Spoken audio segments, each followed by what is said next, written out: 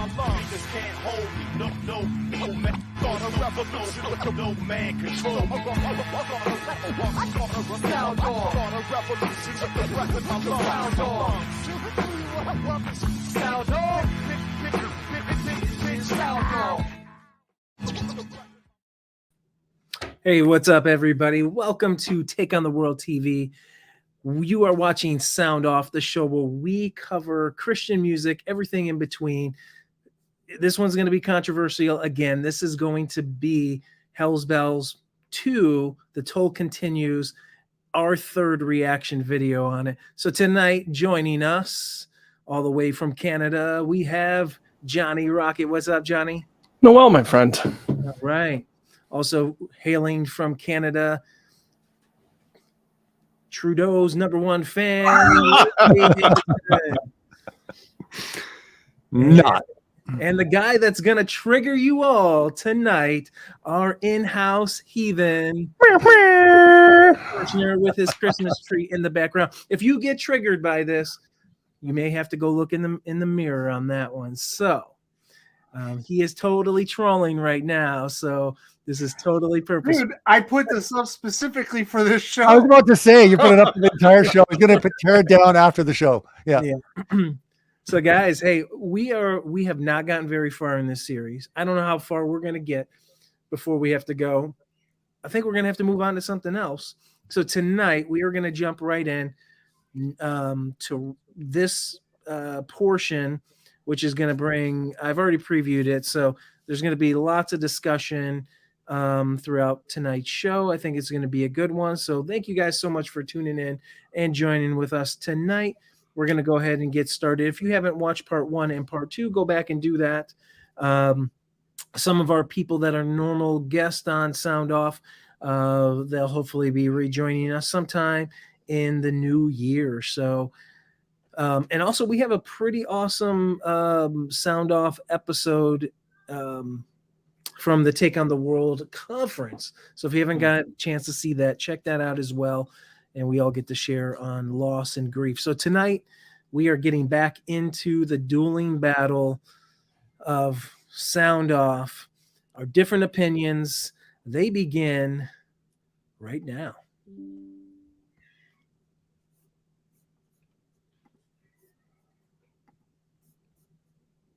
In our relativistic and ultra-democratic world, to think that all gods, like all men, are created equal, that ultimately there's no real right or wrong, no transcendent good or evil.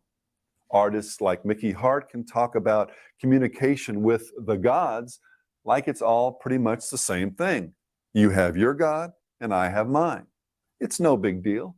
You got the right key, baby, but the wrong key. Oh, yo. I'd like to thank our higher power we call God for seeing us through some amazing ups and downs. Well, the Bible, as we've just seen, says there's no bigger deal anywhere. There's only one God, the source of all life, truth, goodness, and beauty. Outside of him and his loving dominion, there's evil, an evil we're born with, and an evil that grows within us as we seek to live life on our own terms. And then there are the forces of wickedness in the spiritual realm that help us in this rebellion. Forces Ozzy Osbourne was ultimately referring to when he wondered if he was perhaps a medium for some outside force, and then went on to say that he hoped it wasn't Satan.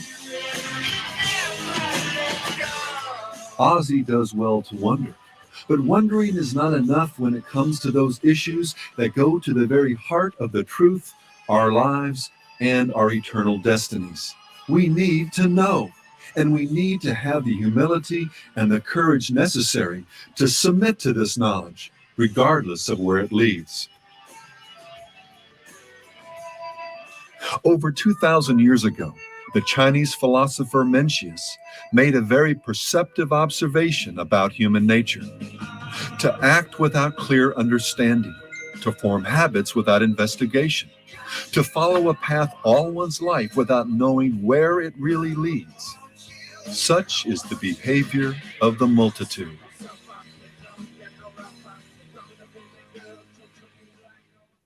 In the next section, Notes from the Underground, we'll look more closely at these habits, paths, and behaviors as commonly practiced in our postmodern world. And more importantly, we'll examine what T.S. Eliot, among others, referred to as the cult, the religious beliefs upon which our culture is based, and see how these beliefs and the gods they represent have materialized through the spiritual conduit of rock and roll.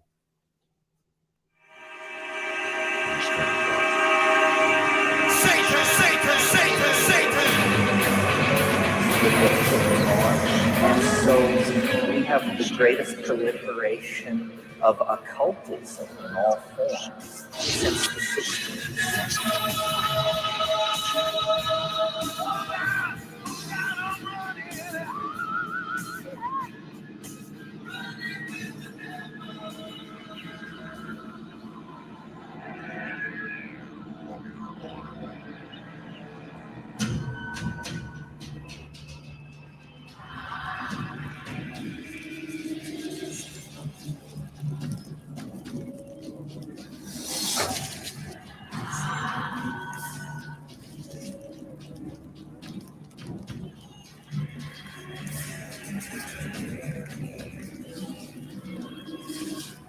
Psychedelics have done a great job of opening the cerebral cortex and sweeping it clean of many of the game structures of Western society. But if we are going to break set and blow through the check valve of 2,000 years of Christian brainwashing, we need to pay more attention to guides and talismans developed by ancient pre-Christian religions. For example, this symbol was used by shamans going all the way back to the Aztecs and beyond. It's particularly incredible when you consider how closely it resembles the DNA helix, which provides powerful support for McKenna's theories about tertiary alkaloids like psilocybin, or if you like, magic mushrooms, providing the spark that fueled the sudden evolution of human consciousness.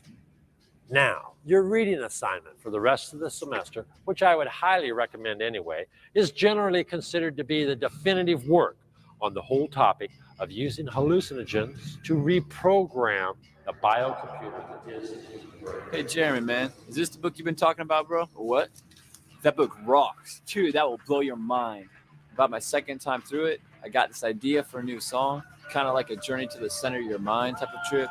And I was thinking we could take some quotes from Leary's translation of the Tibetan Book of the Dead. Here's what I got so far.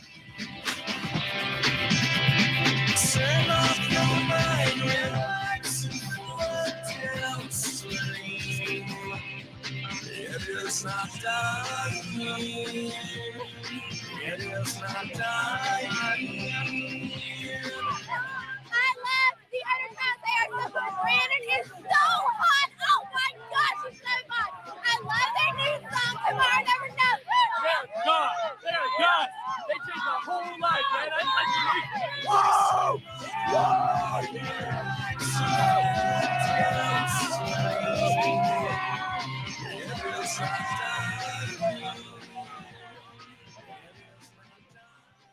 Like the proverbial frog in the pot, happy to stay put as long as the heat is turned up slowly, Western culture, as in the parable we just saw, has become increasingly steeped in a virtual witch's cauldron of occult thought and practice. What began as an excursion into paganism on the part of a handful of philosophers, artists, educators, and other so-called free thinkers has now become part of the very fabric of Western culture. From sex magic to tattooing, New Age religion to open Satan worship, occult practices that have been progressively eradicated by the advancing influence of the Christian gospel over nearly 2 millennia are now back with a vengeance. And it's here where our story becomes very interesting because, as you're about to see, art in general and music most specifically became a primary channel for an occult revival. To understand at least the outline of the big picture here, we're going to begin with a quick history lesson. If you're not interested in these types of more academic pursuits, feel free to skip ahead a few minutes to the end of the primer. The big picture starts several hundred years ago. Beginning roughly in the 15th century, Western civilization began to experience some profound changes brought about by the confluence of a few key cultural trends and events. First, there was the Renaissance, the great age of discovery and exploration. Modern science, which as most objective historians and scientists will attest, was born out of the Christian worldview, began to experience a quantum leap in growth. Discoveries in astronomy, physics, and mathematics in particular began to hold forth the promise that man could, as Kepler said, think God's thoughts after him, and truly begin to plumb the mysteries of creation. Simultaneously, the voyages of the great explorers circumscribed the planet, dramatically expanding man's horizons and opportunities. During this same period, the printing press was invented, and suddenly there was an efficient means by which this new knowledge could be recorded and circulated. The next key movement began in 1517 when a German monk by the name of Martin Luther challenged the institutional church and launched the Reformation. Suddenly, the church, which heretofore had in many ways dominated European life and thought, was now seen as distinctly human, flawed, and as a result, open to being questioned. Increasingly, scientists and philosophers, while for the most part still holding to a belief in God, began to pursue knowledge with a diminishing regard for the frame of reference of, first, the church, and then finally, God and His Word. By the 17th and 18th centuries, these movements culminated in what is commonly termed the Age of Reason and the Enlightenment. While Christian thought continued to exert great influence, particularly in England and America, more and more, the architects of Western culture viewed the God hypothesis as increasingly irrelevant. Human reason was king, and by the middle of the 19th century, most notably with the publication of Darwin's Origin of the Species, the modern era was in full bloom. As Enlightenment principles took hold, however, a number of problems began to emerge. And suddenly rationalism didn't seem to be the savior so many hoped it would be. First, as the Cartesian foundation for knowledge supplanted the classical Christian formulation, philosophers and scientists began to run up against the limits inherent in independent human thought. Slowly, the great hope of the French encyclopedists and others, that man's reason alone could penetrate the mysteries of life, began to crumble. By the middle of the 20th century, the twin discoveries of relativity and quantum theory nailed the coffin of classical materialism shut. Another serious setback occurred when the French Revolution, in many instances a well-intentioned experiment in Enlightenment humanism, went horribly awry. With the guillotine and the Reign of Terror, naked human reason was seen to be capable of the worst sort of atrocities. And again, the 20th century, most notably through its various communist revolutions, has only driven this point further into the ground. And finally, as far as this summary is concerned, there was the irrepressibility of the human spirit. Despite materialism's cold insistence that all that existed was matter and its motion, man's innate thirst for meaning, redemption, and transcendence simply refused to go away. And the scriptures tell us why. For He has put eternity in their hearts. This God-shaped vacuum, as the famed philosopher and mathematician Blaise Pascal called it, goes to the very core of man's existence and cannot be filled by any created thing, but only by God the Creator, made known through Jesus Christ. But, as we've just seen, this Christian solution was no longer acceptable to the supposedly enlightened architects of this modern era. New solutions had to be found, as everything from primitive naturalism, radical individualism, intense subjective experience, a classless society, psychoanalysis, and the alchemy of the subconscious mind, and altered states of consciousness were trotted out by the intelligentsia to fill the vacuum left by their rejection of God. Ironically, by the latter half of the 19th century, the Great Revolt against the Christian worldview, an incremental revolution that was supposedly sparked and sustained by man's bold quest for rational knowledge, had become progressively irrational, and everything that has followed in its wake has only served to confirm Chesterton's famous observation: the first effect of not believing in God is to believe in anything. Among the anythings that people began to believe are a number of irrational ideas that are still very much with us today. Belief number one: all religions are equally valid.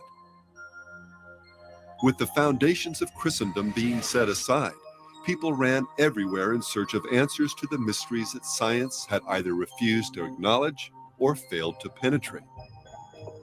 European colonization in India, China, and Africa in particular sparked a major revival of Eastern and occult religions in the West. Belief number two, a corollary of number one: primitive cultures, because they are closer to man's natural, uncivilized state, contain truth the Christian West has lost or suppressed. This idea was popularized first by Rousseau and then later by the writers and artists of the Romantic school. The influential German philosopher and key initiator of the God is Dead movement, Friedrich Nietzsche, pushed the envelope even further by calling for a literal reversal of Christian values, substituting instead the will to power and a more primal, what he termed Dionysian approach to everything from philosophy to sexual ethics. And it's also quite significant that Nietzsche and other metaphysicians saw music as a primary carrier of this new ethos. In response to these potent ideas, all manner of occult thought and practice began to spread throughout Europe and eventually America. Seances and spiritualist societies became increasingly popular. Foreign service personnel, enamored with the sex cults of Hinduism, wrote tracts introducing these arcane practices to a wider audience looking not only for mystery and meaning, but new ways of gratifying their flesh. Theosophists and the Illuminati spread the gospel of occult enlightenment, making particular inroads in academia and secret societies like the Masons. New drugs were introduced, along with the occult notion that they could be used to spark the fire of psychic enlightenment. In England, Yeats took mescaline and joined the Golden Dawn. Shelley practiced ritual occultism, free love, and satanic blasphemy, dying young and leaving behind the troubled founder of modern horror. The Hashish Club in Paris was frequented by Baudelaire, Dumas, Flaubert, Rimbaud, and others. Their school of Romanticism perfected the now common practice of divorcing art from morality, producing art for its own sake, while celebrating Dionysian madness, triggered often by alcohol and drugs, as a key to literal inspiritation. Gurus, prophets, ascended masters, shamans, witches, Mahatmas, alchemists, and New Age messiahs flourished, and the river of occult thought became progressively mainstream. And nowhere was this stream more powerful, wider, flowing into more lives than when it coursed through the channel of art, and its most potent form, a new style of music that came out of Africa via the Caribbean and the port city of New Orleans, a music whose rhythm patterns serve as conduits for spiritual energies, linking individual human consciousness with the gods. And as we'll see, these spiritual energies help fashion a new world and a new type of worshiper, remade in the image of these gods. Well, having outlined the historical backdrop, let's now connect the dots using a few brief examples that closely follow the pattern we outline in the dramatic piece that opened this section. The story is a broad one, with a million subtexts and minor characters, but we can grasp the essential plot, and I mean that in every sense of the word, by focusing on a few main players and events. We'll begin with the religion and ritual music of what we'll call shamanism, although it has dozens of different names and permutations based upon culture, continent, and ethnicity. As a musical form, it's identified not so much by its primary emphasis on rhythm, as by the use of these rhythms, coupled with repetition and the relative simplicity of the music to induce a form of trance state. Shamanistic music, in turn, purposely uses these states of altered consciousness, often enhanced by the use of drugs, to dissolve inhibitions and tap into primal energies. Heightened sensuality, boldness, resistance to physical and psychic pain, and contact with spirits are among the intended byproducts of the performance. Well, using our analogy, any number of modern intellectuals became interested in shamanistic cultures, thinking that they perhaps held a key to enlightenment and human evolution. Aldous Huxley, for example, the renowned British writer and intellectual, explored mystical experiences far and wide, finally experimenting with psychotropic drugs and advocating their use as a tool of enlightenment. His 1954 work, The Doors of Perception, titled from a line by William Blake's Gnostic treatise, The Marriage of Heaven and Hell, became a classic of psychedelic literature. A decade later, the book, as well as Blake's writings, became the inspiration for both the name and the spirit behind one of the most influential bands in rock, The Doors. Let's swim to the moon. Let's climb through the tide. Keyboardist Ray Manzarek explained, "At the time, we had been ingesting a lot of psychedelic chemicals, so the doors of perception were cleansed in our own minds. And we saw the music as a vehicle to, in a sense, become proselytizers of a new religion, a religion of self, of each man as God. That was the original idea behind the Doors." I've read a little bit about shamanism, what we see with the music and that kind of thing. The shaman, in defining his role in society, he's just more interested in pursuing his own fantasies. Let's reinvent the gods, all the myths of the ages. Celebrate symbols from deep elder forests. We need great golden copulations. Where did the God of the Bible fit in Morrison's new theology? Petition the Lord with prayer. You cannot petition the Lord with prayer. After deconstructing both Christianity and Western culture, he wonders what should take its place. We need some more, something new, something else to get us through. And what was that new something? Reinvented gods, the ancient ones, the shaman, the wild child, disorder and chaos, a snake who's old and whose skin is cold. Calling on the gods. Calling on the gods. Manzarek described the transformation of Morrison, the Lizard King, as these spirit guides came over him in concert. It was a psychological horror, freak show in the sense of the shaman, the sense of possession. Morrison was the shaman who took people on a mystical journey to a darker psychic realm. And guitarist Robbie Krieger added his perspective. "We were revivalists," he said, as well as musicians, and wanted our audience to undergo a religious experience.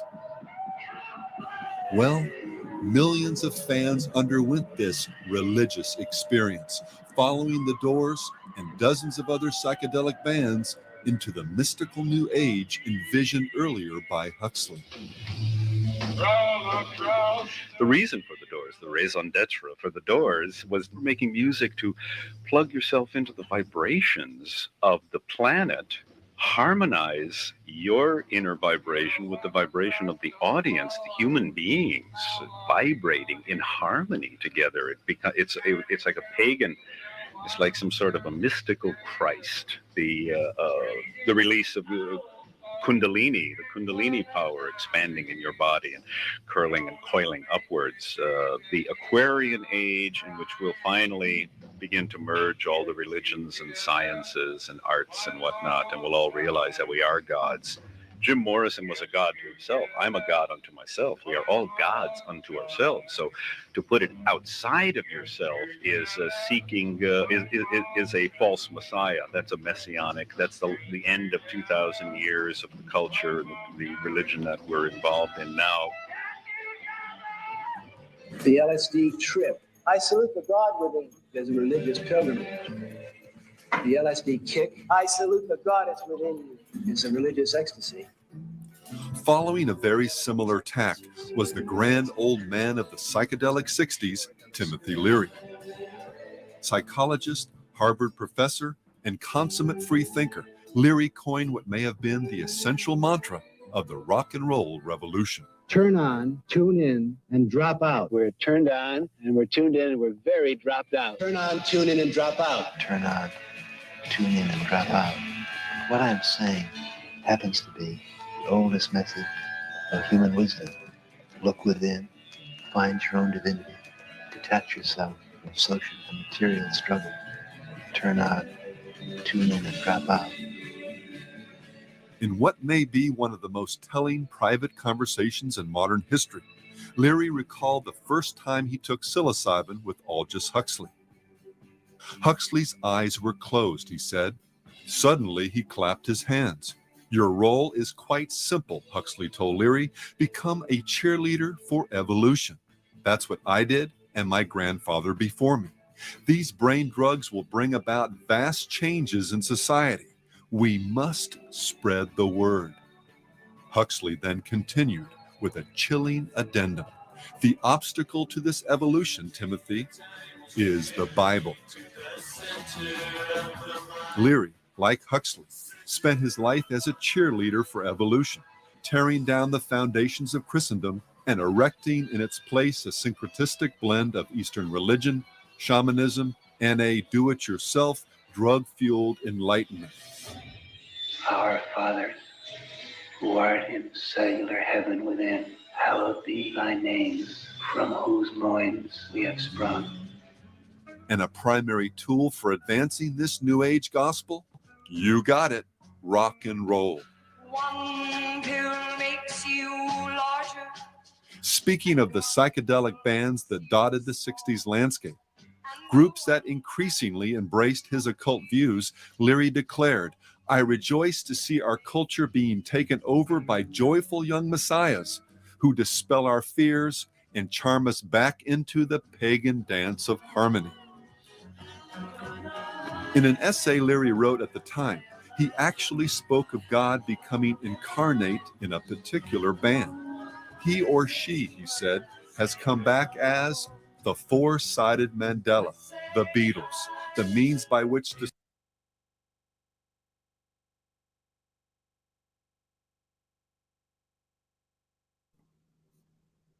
Let's go ahead and jump in before we get into the Beatles here. Johnny, Robbie, you guys are muted.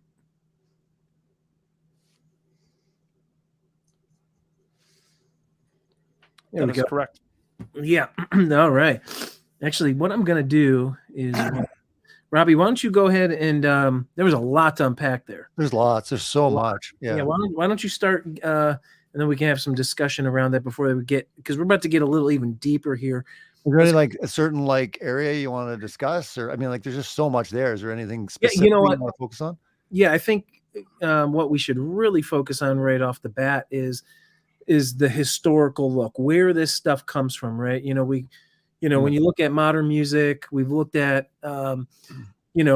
this video focused heavily on the 90s, early on, with rock, hip hop, metal bands, that kind of stuff. And we see this as a each generation gets a little worse. They push the envelope a little further. But we see this goes way back in time. This plan to usher in all of this new age ideology. And ironically, one of their methods has always been music.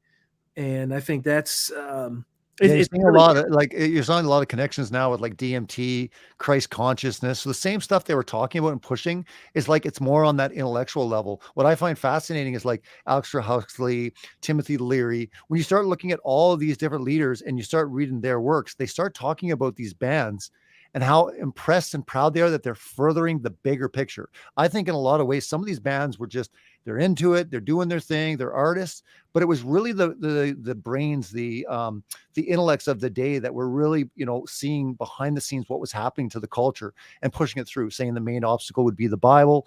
Christianity has to go. We have to eradicate all these things. And we've seen nothing but that happen. Decade after decade, it gets worse and worse. And it seems like right now it's going off the cliff.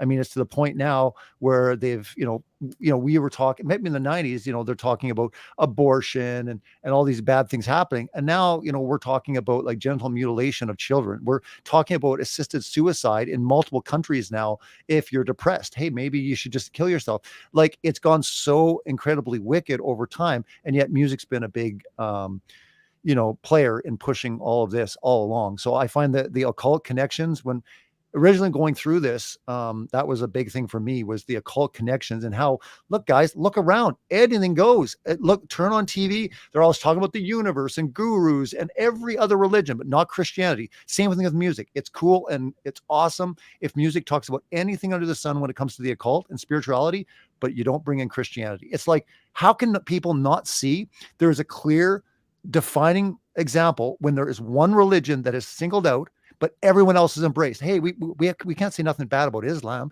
We can't say nothing bad about Jews. We can't say nothing about all this stuff. But when it comes to Christians, they're able to be attacked. And Jesus is the one that a lot of these artists attack over and over and over, including all these thought leaders. Yet you don't hear anything about Muhammad.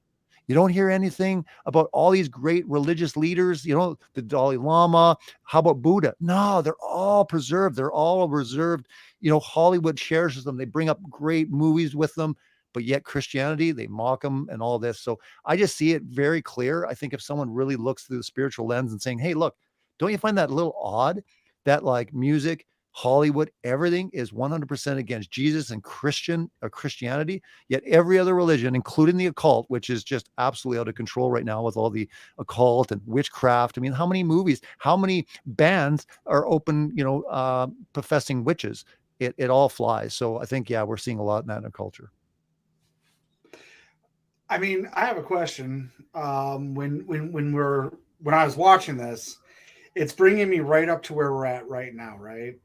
And I'm not an avid listener of Joe Rogan, but I listen to Joe Rogan maybe once a couple months when he has somebody good on that I want to hear, and he's always talking about doing the was it DMT and the submersion baths.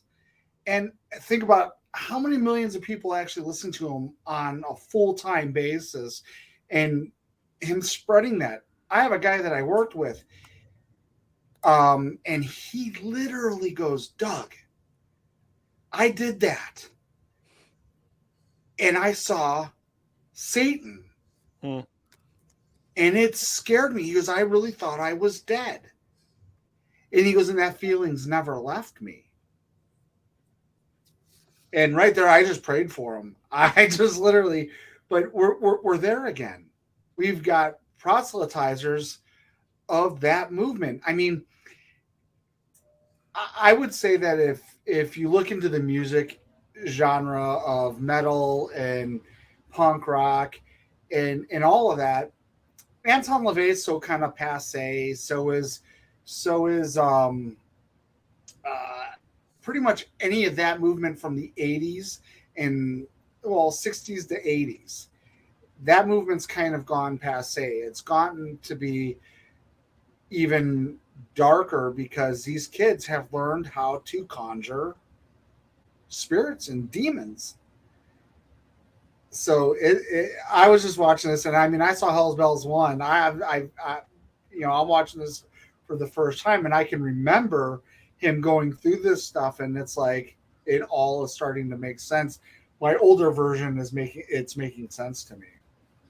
And look at it too, though, because we're talking 60s, 70s, and if we're coming full circle to it, and then how big of a platform is there now because of social media and everything else? It's going to hit it harder, and it's going to hit it stronger. Right. Well, yeah, I mean, some of the things they talked about is, the universalism, which has become much more prevalent within Christianity, right? Christian universalist. But you can see that it's, this idea in this realm of becoming your own God. It's that Christ consciousness, which they'll probably get into, of Oprah Winfrey and a lot of things that so many people have taught over the years. Oh, Chris, don't you know we're little gods? That's right. Yeah, exactly. But this is coming. It's becoming. Let me say this: it's becoming more watered down, right? Some of the things that we're watching can be very shocking to people who don't know, but the spirit behind every artist today, all of those things, even when you see it, where they were talking about the separation of things spiritual in that regards, and then just creating art, which ultimately brings it right back into play with a new deity, a new God in the form. And so even when we're going, well, here's secular music that isn't referring to a God, it doesn't have this agenda, doesn't have that agenda, it ultimately comes right back to that, right? You can see that happening with these artists today. You can see it with the actors. You can see it with, you can see who supports who in regards of what's happening, right? I'm often brought up the Full House girl, right? Candace Cameron Bure. Yeah. Well, no, DJ. We just know her as DJ, right? So she goes on this thing about, wanting to basically preserve, traditional marriage within these movies. And you can see who comes out to attack her, right? And even though you know where the drawing line becomes, just on these very basic, simple things. And so here's the music. It's so watered down. And that's what we've talked about within our first episode, right? We talked about progressive Christianity, which I believe is the spirit of everything they're talking about, just coming in to a watered down version of, even some of the Christian music that we see today, the artists, these things. And that's why we have, people like Kevin Max of DC Talk, who completely walked away. He's stooped in all of this occult mysticism, all of these things that they have been. It was so fringe back there, though. You know what I mean? This stuff was so fringe. Even sexuality, it was like, okay, that's really fringe. It's maybe it's rock and roll and they're being edgy. But now it's like, it's the norm. You're the odd one out if you're not into the LGBT, everything goes. And so I find that strange, because through rock and roll and through music, it was always kind of a subset. It was always like, now it's the culture. That's what I say is different now. It's literally the full on culture. Christianity is being eradicated as we speak, as far as church attendance is down. All the metrics are down. Do you ever see a show where they actually go to church? Do you ever see a show ever where they go to church? You don't even see that anymore, right? There's one show. What show? One show on TV. What show? Blue Bloods. Oh, I haven't heard of that. Honestly, it's a Catholic church, but hey, at this point, they sit for family dinner on Sunday. Yeah. They pray. And you're like, when was the last time? The Waltons? Was that That's the what's last crazy though, right? Like you're right. And there might be like this odd example, but again, it is just so fringe now. That's the fringe. Right. Just a family going to church is fringe now. It's like, oh, that's like hardly anyone does that. That's kind of old fashioned. That's where we're at in a culture. Like this stuff, people might look at it and say, it's just rock and roll, no big deal. But these guys, like you said, they're old and played out. I agree to an extent, but like Aleister Crowley and all these guys, they'd be sitting there grinning, going, wow, look what happened. I don't mean that they're played out in the sense of that their message still isn't being presented. Yeah. I mean them personally. Sure. Yeah, I agree with that. I agree with that. It's not like there's a lot of people that are like, they got a little shrine of like Aleister Crowley, but there are like even rappers, I think, who got like Do What Thou Wilt. Like there's a lot of artists that follow the philosophy of Aleister I was Crowley. just going to say that Jay-Z.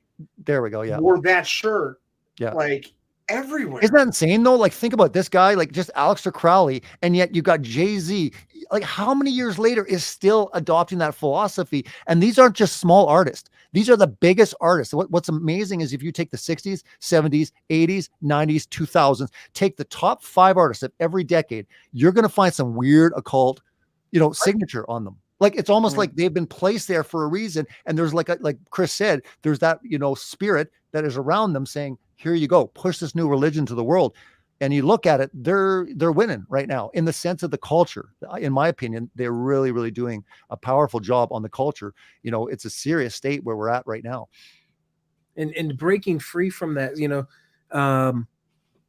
what does that really look like? Then again, we really don't know, right? There's, you look at so many different, artists that come out and say they become Christian or saved or this or that, right? Look at the programming that is Kanye West and where he's at now with the craziness that is occurring now with everything he's doing. But as many people don't realize is there is MK Ultra mind control programming. There is deep occult deprogramming happening in front of our face. And if he isn't walking in accordance truly with the scriptures, even though he claims he is, he's never going to fully come out of that and be fully healed. He's going to become just this crazy guy wears a mask and says some crazy, horrendous things. Not Jay-Z, Kanye. His name is Ye. Ye. It's Ye. Whatever, sorry. His name is Ye, sir. I love how people like will be on shows and someone will say, Kanye, no, it's Ye. Like everyone corrects people now. No, it's Ye. Like we don't want to be disrespectful. But the reality is it's happening to him the way that it happened to DMX. It's happening to him the way that it happened to, Dave Chappelle on a small level to where they were trying to break free from this monster, right? Mm-hmm. And no matter what, whether it's that he's a Christian now or what, he's trying to break free from the monster that is Satan in the industry. And the reality for him is that he's going to be attacked. There's going to be false stories made up about him. There's going to be, they're going to make him look crazy like they already have on many. He may be.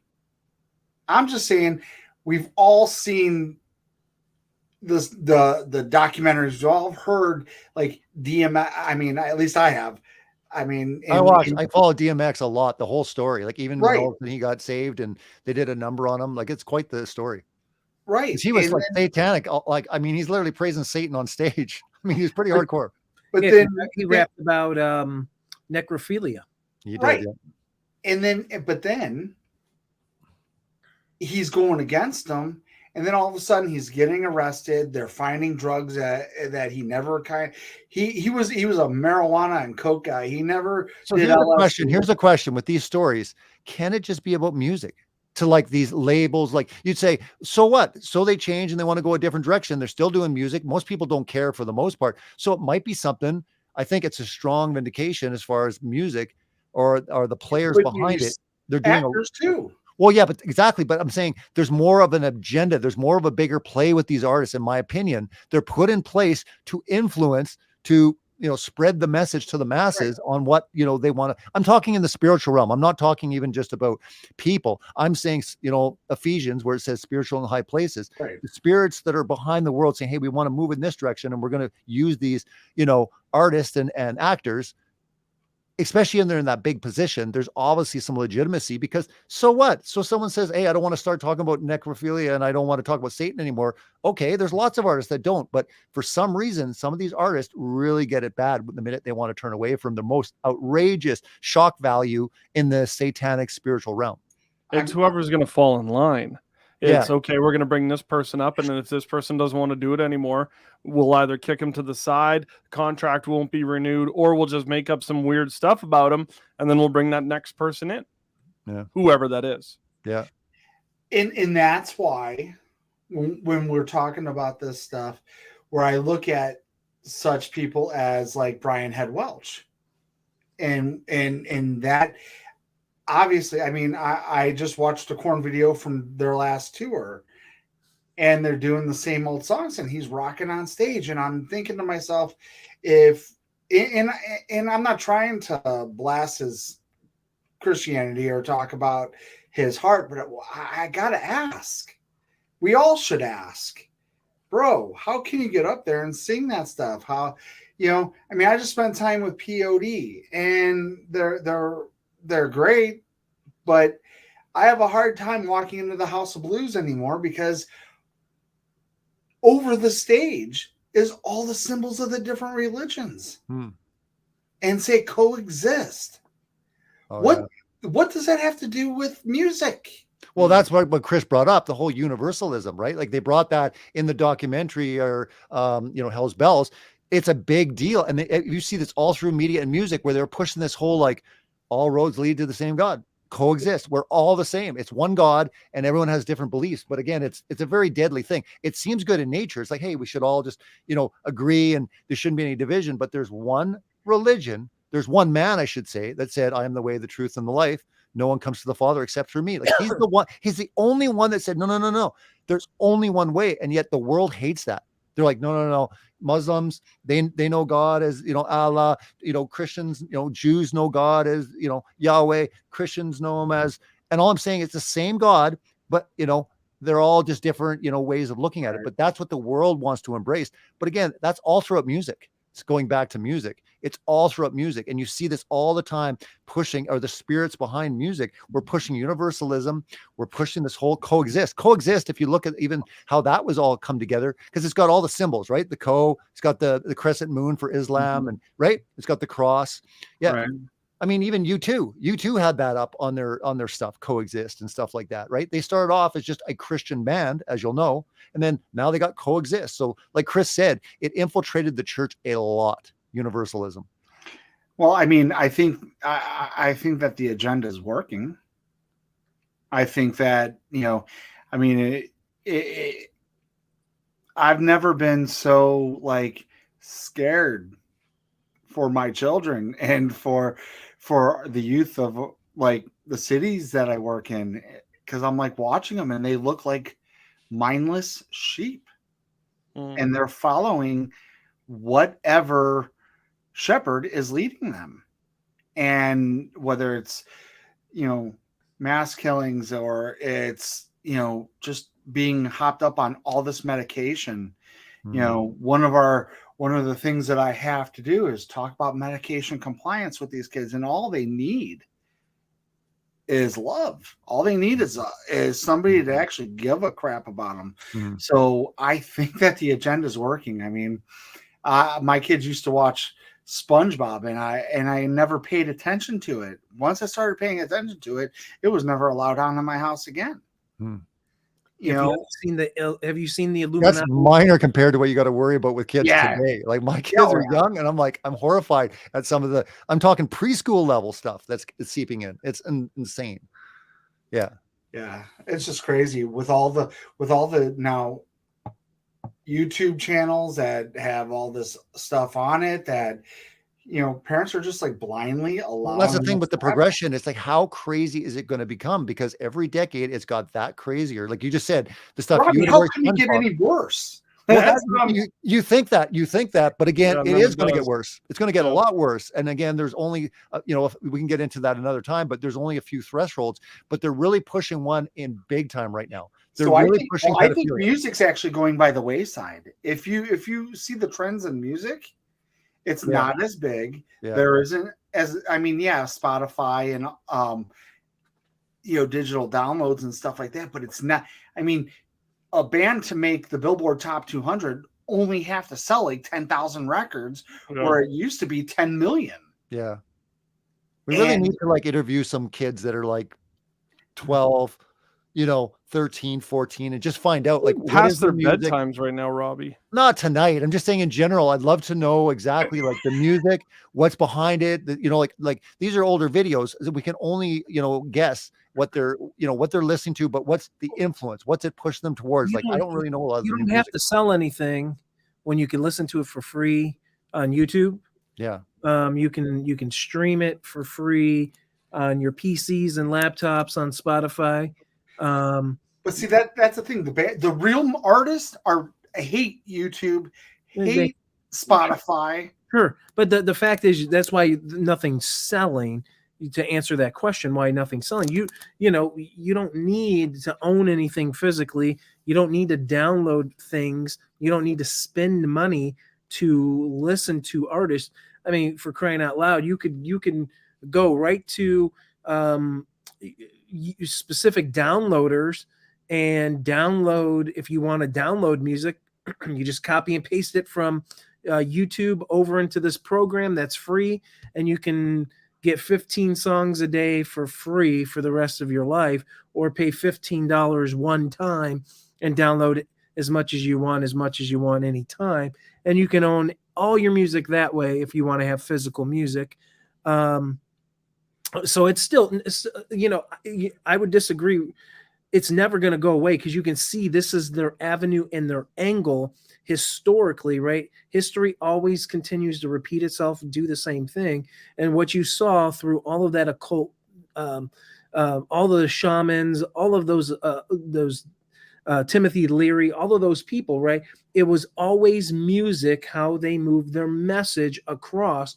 So music is always going to be this giant. It's why at the Super Bowl halftime show is almost bigger at 9 times out of 10 than the game itself. And this is just how it is, right? Because old people watch it. Dude. Oh, I would say it's commercials, halftime show, and then the game itself.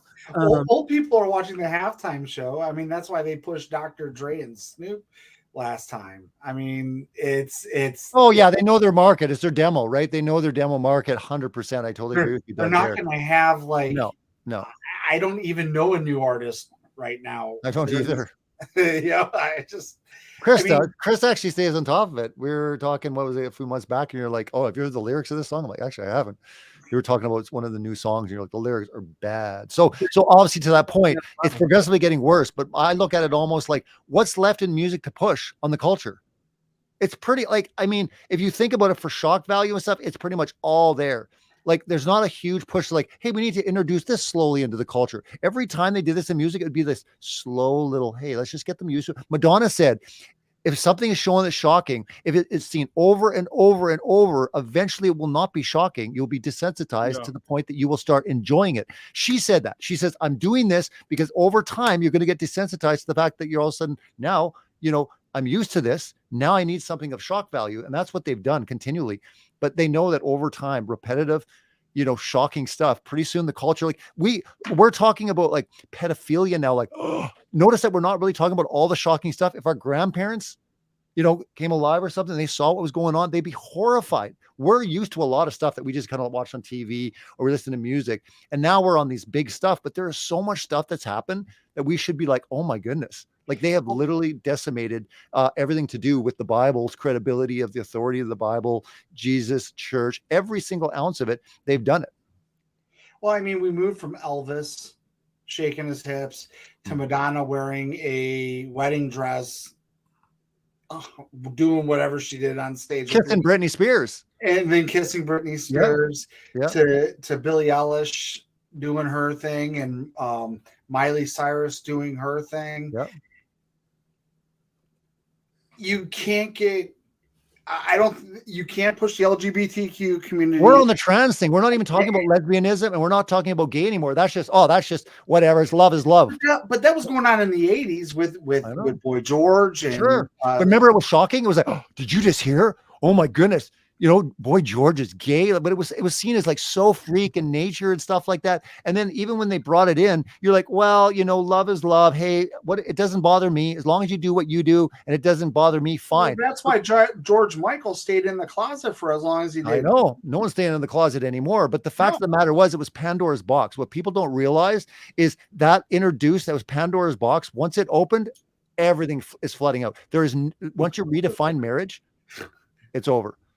Well, yeah. Well, when do you guys think? Let me throw you guys this question, and we're gonna jump in. So we're gonna switch gears here for a second.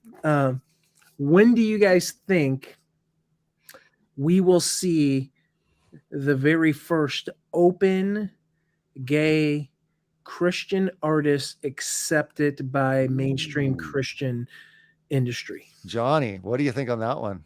That's a really good one, Chris. I don't know. It's only a matter of time. It's coming fast. Yeah, I would say You don't think we have? No, because we've been shocked. Not accepted. Not pushed. Not preached from the pulpit at the concerts. Maybe hidden. I mean, probably everybody knew that Jennifer Knapp was, but it was hidden. Didn't need to. You know, I'm sure people in the industry, management, they all knew, but it wasn't something that wasn't promoted to children, and it wasn't preached. You know, this is who it was. You know, I'm gonna say 2028. You think that long? I do. I was gonna say 25. You can go with it, but I just think it's I'm going to say we're going to be there within a year. Wow. Fully embraced and like celebrated. Fully embraced because we're almost there. Celebrated though. Yeah. Yeah. No. So you think 2024? Between 2023 and 2024. Okay. And Johnny, you're 2025? Sure. Okay. This is embraced and celebrated. That would be like, hey, you know, wow, it's amazing, gay Christian, you know, on CCM, like on CCM magazine, the whole thing. CCM, on tours. All right. I'm saying 2028. 2028. And I mean, maybe we are longer. And I say that because if you look at, and I mean, as a Canadian, I only know so much about the States, but it seems like there's some hardcore Christians down in the South that I just don't see. Maybe, you know, some of the big Christian stations down in the States that I'm like, I don't know if that's going to fly. And if some of the big stations aren't going to be okay with it, I don't see a lot of the smaller stations following along. Yeah. Well, we've been primed. Yep. Right. Andy Mineo writing the foreword to the gay Christian book. We've been primed. And so acceptability is only one step away from saying, well, here's this artist. And look, we all know that Christian artists, you know, there's been so many that have come out of the closet. We've talked about that, but they somewhat have their moral code still set. It's almost like, okay, that's fine. We still love you, but I'm sorry, you can't participate in this industry to the extent that you were before. Like there's still that, sorry, you know what I mean? It's a majority thing. I mean, when you're talking in Christian, keep in mind that we're not just talking Christianity. We're talking about people that specifically support Christian music, whether it's a radio station, whether CDs, whether Spotify, they're putting their money there. So these people are a little bit more devoted than just the average person that goes to church, you know, once in a while. But you got to remember, as far as a cultural movement, I would say you'd have to separate yourself from the evangelicals. Sure. I agree. Okay. Because the evangelicals are usually on the right side of things. But you have the United Methodists already. You have some Catholic churches. Sure. You have some Lutheran churches. You have a big majority of the not Pentecostal, Protestant movement that are already accepting of it, right? So it's only going to take, I mean, one artist that people really love. That It's people got to be a big one. It's gonna have to be a big one. I mean, yeah, you know, Jennifer Knapp wasn't big enough. No, Ray Boltz wasn't big enough. Ray Boltz. he was I mean, kinda past his career. if he would have came out, well, it was a different time. It was a different time, totally. Yeah, period. different time. With his big movement, with his songs that were number one, and that it was too different of a time. That's We're like think not about that Steve's, like that, but think about it right now. Like just in your mind, think of some big artist. Steve Kirsch Chapman. I mean, Jerry Camp. It could be Camp. Think of one of those guys saying, "Hey, I'm coming out of the closet," and everyone's like, "Bravo, congratulations! When's your next album?" I can't. think they would be too afraid not to embrace. I'm not saying that they would totally like, you know, trash him and burn all his, you know, whatever CDs and all that. I'm just saying I don't know if they would go to the celebration. Well, I don't know if his album would be that much bigger. But look at how far we've come from. I mean, I agree. I'm on different chat boards, music chat boards, and somebody just asked the question: how did we get away from ministry? How did we get away from it being about God to it being about entertainment? And my answer was, it's always been about entertainment. You had people that were in the entertainment business that actually cared about ministry. There's a big difference, and there's a big difference between a Keith Green versus a Michael W. Smith. I'm not saying Michael W. Smith's heart's bad. No, please don't. I'm saying there's a huge difference, and especially from where Michael W. Smith came from to where Keith Green came from. Keith Green could have been that multi-million album selling artist back in his day, but he chose to go towards God and ministry. Yeah. Whereas now we have bands that I grew up on, or the generation after me grew up on, Under Oath. I'll say most of the bands from the Tooth and Nail era aren't even Christians anymore. They're embracing and talking openly about their agnosticism and their being atheists, and it's embraced. Like, people still go see their shows. Mhm. So how far is it from sexuality? Yep, it's gonna come. Like I said, it's not. Oh, I agree. It's gonna come. Yeah, I agree. I'm more like Robbie. I'm saying 2030. Yeah, I was about to say 2030, but I thought it was a little too long. 2030. That's fine. It's not okay, perfect. It's perfect. So you're 2024. We'll pick that back up with a show then. We will. Yeah. So you're 3, you're 4, I'm 8, and you're 30. So it's good. It's a friendly wager. It's friendly. Yeah. Okay. It's for all of Robbie's crypto that's not worth anything. Yeah, exactly. I get the idea for sure. I'll even take it's a good thing. I don't know if like Johnny could be okay putting on the radio. It's like, I love you, God, I love my husband. And it's Jeremy Camp. You're just kind of like, it's a little weird, but he starts talking about loving his husband. Jeremy Camp starts singing that. You're kind of like, I don't know if that's gonna be in rotation much, you know? That's all I'm trying to think. And I'm thinking like CCM, you know, he's singing his love song and he's talking to his husband, and you're kind of like, you know, because here, the matter of the fact is, nothing's going to be embraced if all of a sudden they're not in a, you know, and I'm not even saying gay marriage, but I'm saying if he's just gay, I don't think that he could even be singing any type of song romantically or even about someone if he's not, you know, married. Well, that's Rob, another thing too. People said that about heavy metal musicians, and you have Rob Halford, one of the biggest heavy metal singers. He came out of the closet, and everybody was like, "Well, that explains all the weird leather and you know, chains around his neck." And then you have Doug Pinnick from the band King's X that came out. No one was like, "Well, we're just not going to listen to them anymore." I mean, I'm saying they're not, but they're not like, there's not new albums coming out. They're not like in the magazines. Like, I'm talking about top 40 kind of big artist. I get that, but I mean, Judas Priest is going to be inducted into the Rock and Roll Hall of Fame. It's secular though. I'm saying Christian. I agree with that, Doug. I think they're going to be transgendered artists are going to be celebrated into the Rock and Roll Hall of Fame. It was a huge shock to most metal community that Rob Halford was gay, right? It's not going to be that big of a shock to those of us that are in the know of stuff. Okay. So we can kind of move on because I know Chris wants to start up here. Who's going to be the first woman? Sorry, who's going to be the first man to be inducted into the Female of the Decade award in the Rock Hall of Fame? That's going to happen. That's going to happen. That will happen before the Christian gay embrace celebrated artist, in my opinion. You're going to have the first transgender. He's going to be like, yay, they're going to be like Women of the Century artist. And it'll be like some dude. It'll be Justin award.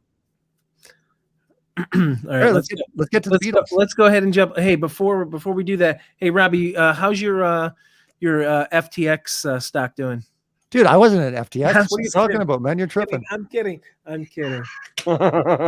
Johnny, school him, okay? Because I'm best friends. Dude, it was just a joke. I know it's a joke, but yeah.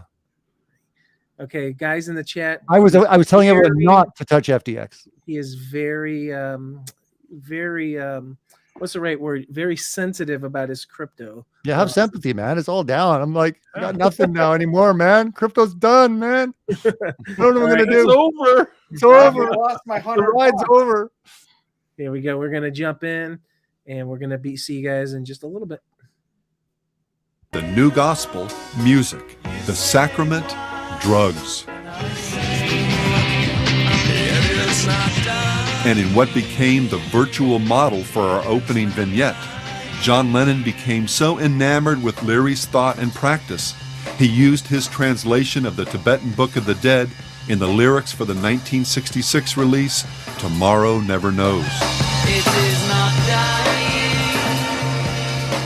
Observing the impact of both this song and, a year later, the groundbreaking Sgt. Pepper's Lonely Hearts Club Band album, Leary once again extolled the power of music to effect social change by sparking a form of religious awakening. First, Leary said, you started with rock and roll, and then you add psychedelic drugs. Millions of kids turned on pharmacologically, listening to stoned-out electronic music designed specifically for the suggestible, psychedelicized nervous system by stoned-out, long-haired minstrels. This combination of electrical pharmacological expansion is the most powerful brainwashing device our planet has ever known, an instrument for evangelic education, propaganda that few people over the age of 30 can comprehend. They're laying down a new revelation, the journey to the East. And the East is precisely where the brainwashed multitudes found themselves. The Beatles, the Stones, and the Beach Boys, among many other rock stars, followed the same trajectory described by George Harrison. When I was younger, with the after effects of the LSD that opened something up inside me in 1966, a flood of other thoughts came into my head, which led me to the yogis. Having embraced Krishna consciousness, Harrison purposely used his music, as Leary described it, for evangelic education. In a 1982 interview with the ex-Beatle, Vedic scholar Mukunda Goswami observed, I don't think it's possible to calculate just how many people were turned on to Krishna consciousness by your song, My Sweet Lord. My sweet Lord. And Harrison replied, my idea in My Sweet Lord, because it sounded like a pop song, was to sneak up on them a bit. The point was to have people not offended by Hallelujah. And by the time it gets to Hare Krishna, they're already hooked, and their foot's tapping, and they're already singing along, to lull them into a sense of false security. And, as in our opening piece, multitudes of fans were and are, quote, snuck up on, not just by this song, but through an avalanche of artists and anthems extolling the virtues of everything from reefer to reincarnation, New Age spirituality to hardcore Satanism. And while few are led into full-blown devotion, many of the distinctives of occult thought have gained more than a foothold in the thinking of most Westerners. Among them, the denial of either Christ's divinity or his uniqueness. the mockery or trivialization of Christian faith and symbols, the embrace of pagan practices like ritual cutting, piercing, and tattooing, as well as the use of drugs, trance states, and occult customs and iconography. And, perhaps most significantly, the proliferation of the distinctly Eastern and occult notion that God is an impersonal force that lives in everything and everyone, so that values and morality are relative to the individual, I will live by my own policies. and therefore, with no absolute standard of righteousness, there can be no ultimate judgment, no heaven or hell. Imagine there's no heaven. It's easy if you try. No hell below us. Above us only sky.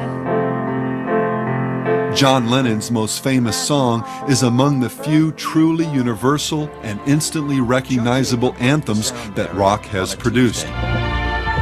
John Lennon recorded Imagine on a Thursday. The only song that has been broadcast to most of the world via the United Nations, and in perhaps the most surreal performance of all, the closing ceremony of the 1996 Summer Olympics.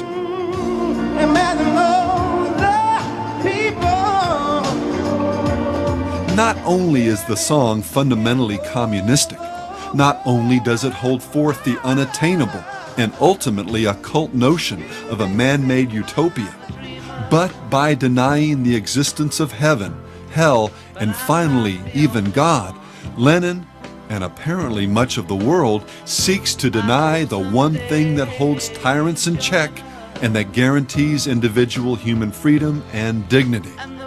What Lennon has, quote, imagined would be nothing less than hell on earth. We could spend days examining the vast panorama of occult thought and practice that has been mainstreamed through the contemporary music culture. But let's continue Notes from the Underground by taking just a few snapshots of some of the more crucial collusions between rock and the satanic. We'll see that David Bowie was more right than probably he ever imagined when he stated, "Rock has always been the devil's music. I believe that it's dangerous. It could well bring about a very evil feeling in the West, a dark era. I feel that we're only heralding something even darker than ourselves."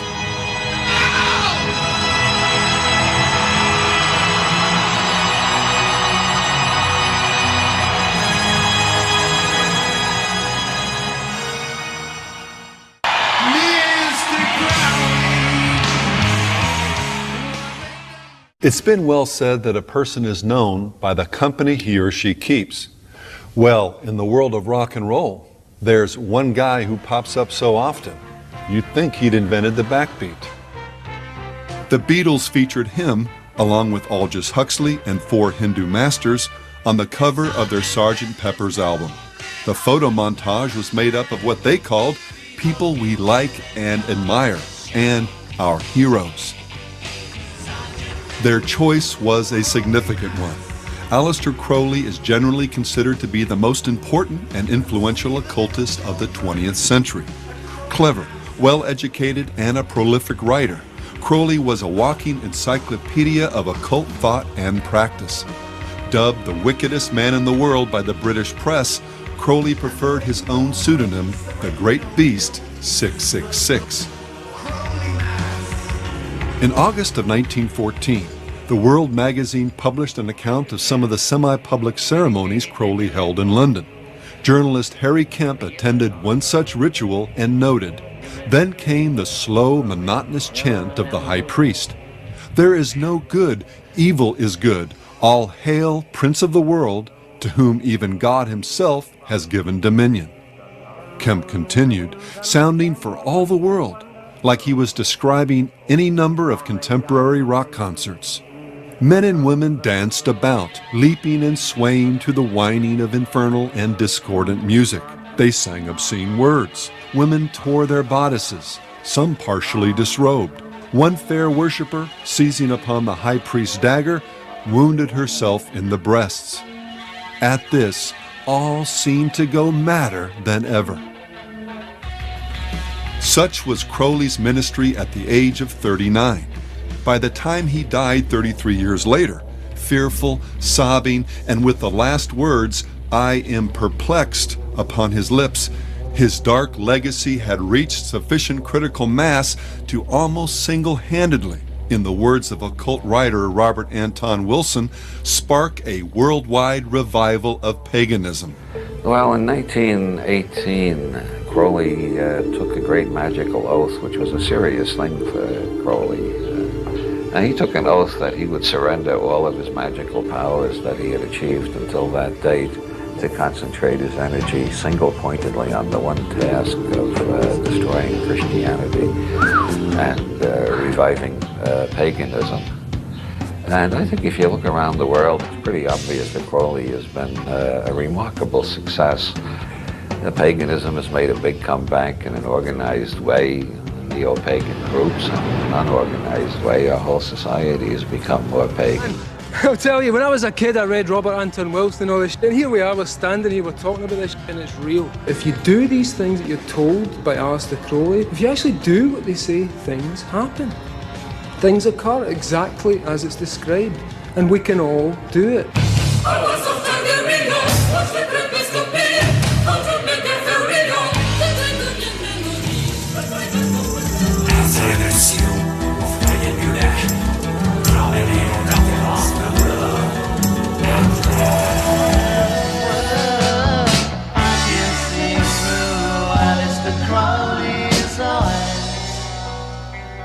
In 1971, Timothy Leary had an epiphany during a tarot reading that utilized a set of cards designed by Crowley.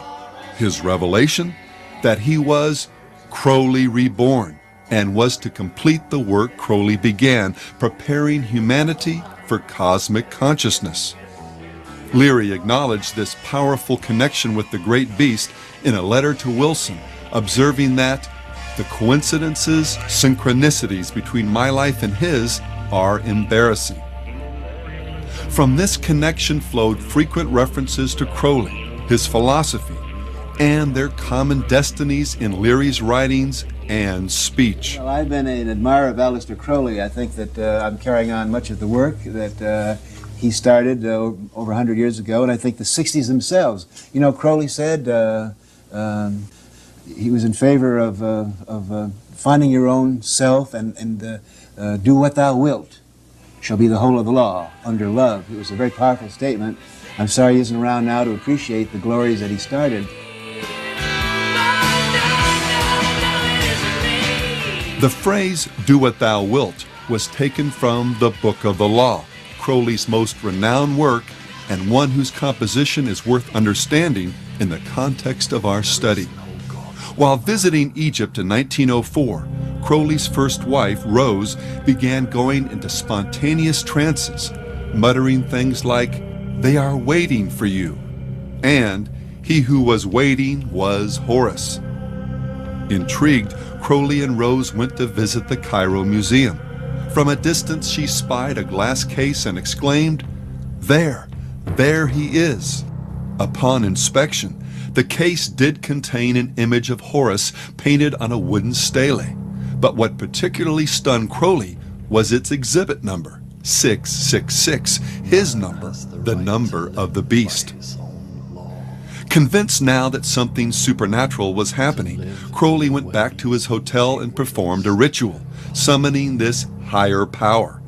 Over 3 successive days, beginning on April 8th, the book was channeled through Crowley while in a trance. And the content of this revelation? "I am the snake that giveth knowledge," the Spirit said. "To worship me take wine and strange drugs, whereof I will tell my prophet." Falling on precisely the wrong side of the Bible's account concerning the fall of man and Satan's role, This snake spirit begins the revelation by telling man that he is a god, that reality is essentially an illusion, sin a myth, and that ethically there's no greater commandment than the law of Thelema, Greek for will, as famously stated in the 40th verse of chapter 1. Do what thou wilt shall be the whole of the law. We do what we want to do when we want to do it.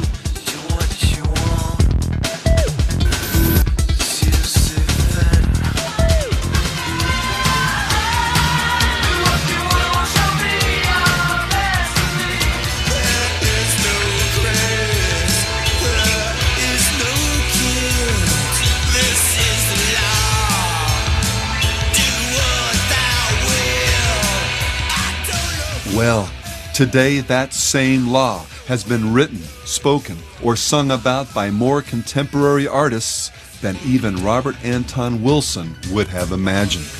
John Lennon, Jim Morrison, the Black Crowes' Chris Robinson, and Marilyn Manson have all trotted it out in one form or another as words to live by. Harry Smith inserted it into the original handbook that came with his renowned Anthology of American Folk Music. It shows up in songs by Mudvayne,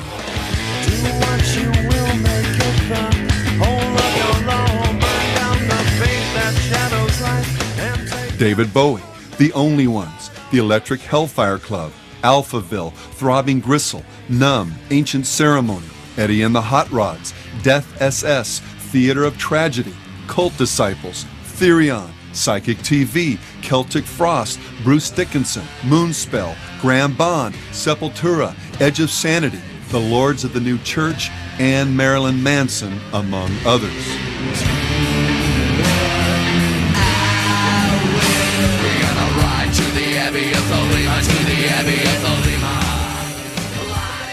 The band 311 not only uses Crowley's law as a lyric,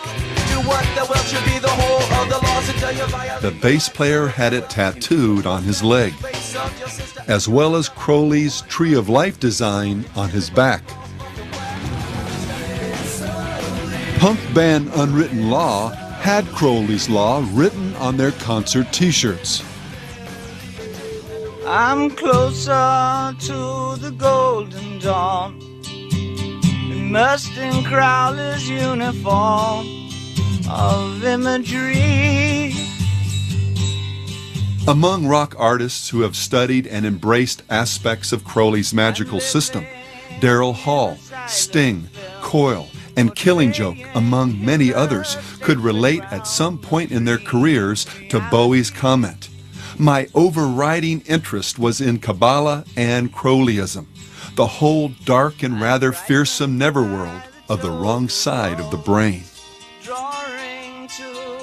Director Donald Cammell, the man behind the underground film Performance, used to enjoy telling friends that, as a child, he would sometimes be bounced on the knee of the wickedest man in the world. Significantly, the film starred the Stones' Mick Jagger and Anita Pallenberg, herself a devoted occultist, and explored nihilism and insanity through the metaphor of rock and roll. The only performance that makes it, that really makes it, that makes it all the way, is the one that achieves madness, right? Cammell also played the role of Osiris in Lucifer Rising, the film by another Crowley devotee, Kenneth Anger. Anger directed and produced a number of occult films that utilized the talents of rockers Marian Faithfull, Mick Jagger, Jimmy Page, and Bobby Beausoleil, another Crowleyite who was later convicted of murder in relation to the Manson cult. And Led Zeppelin's Jimmy Page's fascination with the great beast is so notorious, it rates its own link on a website dedicated to Crowleyana. From studying magic as an adolescent, purchasing Crowley's old house, buying an occult bookstore and naming it after a periodical Crowley published, inscribing Do What Thou Wilt onto the runoff vinyl for the first pressing of Led Zeppelin III, even acting out rituals on stage that look an awful lot like those described by the beast in his, quote, instructions to his magical order. Page meant it when he said, I've employed his system in my own day-to-day life. While few artists have shown the same level of dedication to Crowley's life and philosophy as Page, or the members of Coil, or any number of satanic metal bands, there's one sense in which Crowley's legacy has become central to the spirit of most of rock and roll. We'll discuss this in more detail in part 8 of this series, but for now understand that his primary message was simply, find your true will and then do it. Thou hast no right but to do thy will.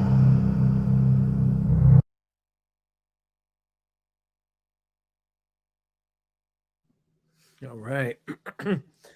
That's some heavy stuff there. That's a good part to discuss. And that may take us right to the end of this episode. Anybody want to start with what they had just seen and where do we see that today? And yeah, let's go for it. I do appreciate what you did say, Doug, because I'm like, I don't know who 99% of these bands are. I'm like, all right. I mean, not saying that there's not any relevance to it, but I'm just like, who are these people? So this is where I have the issue with Hell's Bells, and just call me a cynic and the antagonist.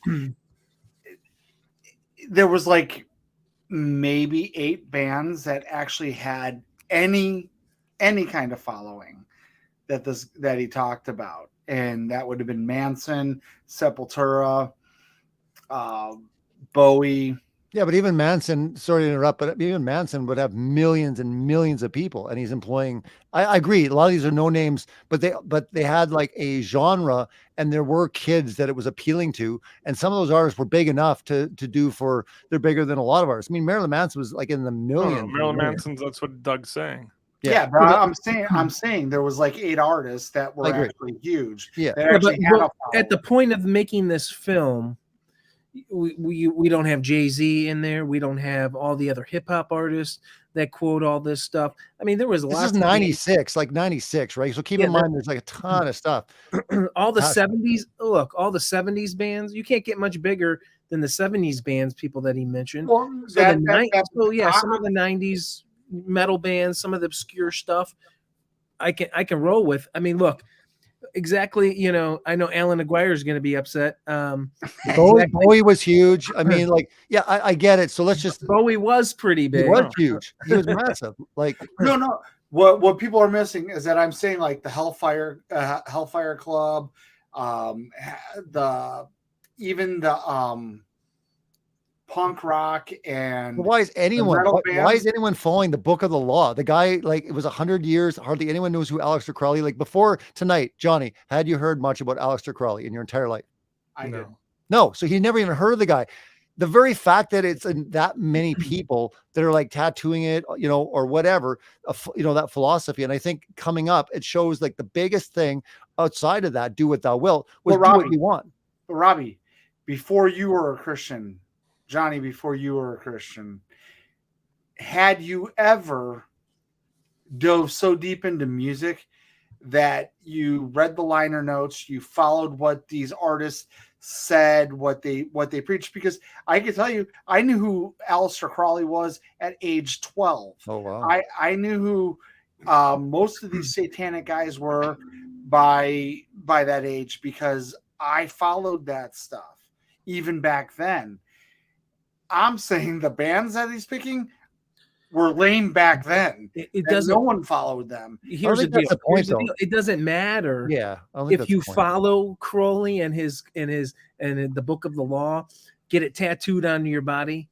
It is the spirit of Crowleyism, which is directly Satanism, which has been infiltrated. Look, Crowleyism isn't just infiltrating music. It is. Remember, it was under law. It was under love too. A lot of people don't quote the rest of that, right? It talks about under love. Hey, did we ever hear that before? Like, hey, anything's okay under the banner of love. I mean, Yeah. they're moving towards pedophilia under the banner of love now. Anything goes as long as it's done lovingly. So Well, I'm just saying, I mean, look at what Crowley promoted in regards of child love, right? He taught the book on that. He did. And if you don't know what the term sucking eggs means, it comes directly from Crowley, right? So we have so much that comes directly from him, which led to which was big in all of the movements from the Harry Hayes all the way through each generation. If we just take his book and look at it today, 2022, we will find the fingerprint of the book of the law in so much of the culture. I think that's the point, is like Chris said, the spirit. Who But cares it's about the nothing. band? But that was nothing new, right? What Crowley did was actually nothing new. Correct. It was maybe put forth. He made it cool. He made it accessible to those that didn't have it. Sure. Because this occult stuff predates him, right? Well, who was he getting stuff from? Helen Blavatsky. He did no different than what the serpent did in the Garden of Eden. No, but before that though, like in London and stuff like that, in modern day society, Satanism and those type of things were frowned upon. It still wasn't embraced in the intellectual realm. And Crowley kind of brought it in, and then he really got it moved, and then Timothy Leary really pushed it into the rock, because he said, look, in order for children to adopt this and to change the culture, we've got to use kind of rock music. So if you look at Timothy Leary's stuff, he says, look, I'm taking over for Crowley. And he goes, these are going to be the new kind of evangelists of this spirit. Well, let's, I'm not, maybe we could throw this out. Maybe somebody, maybe Karen or somebody can, this is what I think would be interesting, is if we could look to see if any of Crowley's books are illegal in China compared to the Bible. Yeah, that's a good point. Yeah, right? That'd be interesting. So there's our fact checkers. Maybe they can fact check on that. But yeah, I think we're missing the point if we get into I've never heard of those artists, and who cares if even 10 kids listen to them. I don't think that's the point. Well, no, I get the point. I agree with you. I remember watching the first time, Doug, and I was like, who are these people? I don't know any of these. And who the hell listens to any of these people? I think we need to fund a Hell's Bells 3 and I agree. Let's shoot it. Let's do it. And move it up. It should be up. I agree, but that's the problem with these documentaries, that a decade later they're going to be outdated. Wait a minute. I'm sending out a message. Tom Dunn, if you're listening, grab your video camera. Let's go. Yeah, Tom. Let's do it with Tom. I'm surprised Tom doesn't want to do it. He's really into music, but he'd be amazing to put it together. A totally brand new Jay-Z, the whole thing. It does need to be modernized. The only ministry I know is Good Fight Ministries that really keep it more modern, but they do kind of an artist at a time sort of thing. They don't do it as a full documentary. Look, I'll go back to it. The spirit of everything that those artists infiltrated into the music industry, into normal everyday life. It was part of the free sex drug revolution of the 60s. Everything that came through that is all the things that were written about in these books. Then again, they are old. They didn't start with him. But think about Crowley in himself. He was banned from a lot of stuff. He was kicked out of freaking London, man. They kicked him out. Yeah, but when did his stuff become, look at, if people don't know. I don't think it became really big until John Lennon. No, that's not true, because Page was really. Well, wait, so Alfred Kinsey, that was way before. So before Alfred Kinsey, came out with his stuff, they never connected. Kinsey was a follower of Crowley. He ended up dying before they were able to meet. Kinsey's work, his satanic work, is heavily influenced by Crowley. So it continues to go through each and individual realm of all. Does he die like 46 or something? 1946 or something? Well, it is the song Sergeant Pepper. Sergeant Pepper is Aleister Crowley. So the song Sergeant Pepper, which is on the Sergeant Pepper album, that is an ode. We can pull up the Beatles lyrics. for people that are tuning in. Yeah. We could pull up the lyrics. It was when that song was written. And Beatles were like the biggest band in the whole world. Like they were massive. And yet they said the people that we revered and admired the most were on the back row. And sure enough, Crowley is sitting right at the very back. He's on the back row. I mean, one of my he was a pedophile though. That's my point, Doug. The guy was wicked. The guy was absolutely wicked, like disturbingly disgusting. But again, now we're in 2022 where it's like, not that bad. What did he do? It's all under love. No one got hurt. You know, One of the things that drives me crazy, though, whenever Christian preachers or anybody come out about Crowley, is that they always play the Ozzy Osbourne song, Mr. Crowley. Mr. Crowley, boom, boom, boom. Read the lyrics. I mean, it's he's asking, why did you do what you did? No, I know. You know, Wait, horse, no, but Crowley, Ozzy still knew a little bit more. Whoever, inspired to write that song knew a bit, because there's a little bit of stuff in the Book of the Law that Ozzy, as crazy as that guy sounds, he still knew, he knew quite a bit about the Book of the Law, or someone gave him a lot of those facts, because there's a bit of the lyrics in that video. Ozzy wrote. Well, let me ask Johnny a question. Black Sabbath, those guys are like, dude, something spiritual. Like, those guys went on record and said, we've had some really crazy stuff go on. Oh, yeah. Let me ask Johnny a question. When it comes to the John Lennon song, Imagine, have you ever understood the lyrics of that? And have you ever, did you get anything out of seeing it from this perspective before? Because this is, in America, this is the song When the Ball Drops that is played. This is the one that is perpetrated at every major festival, Olympics. What were your thoughts on that? Yeah, it was interesting that it's interesting to me how you take a song that is supposed to be the underlying meanings behind it, and how people just follow suit and just it's such a good song, or this is what it means, we should just continue to sing it without knowing the background, without knowing the things that are in behind a song.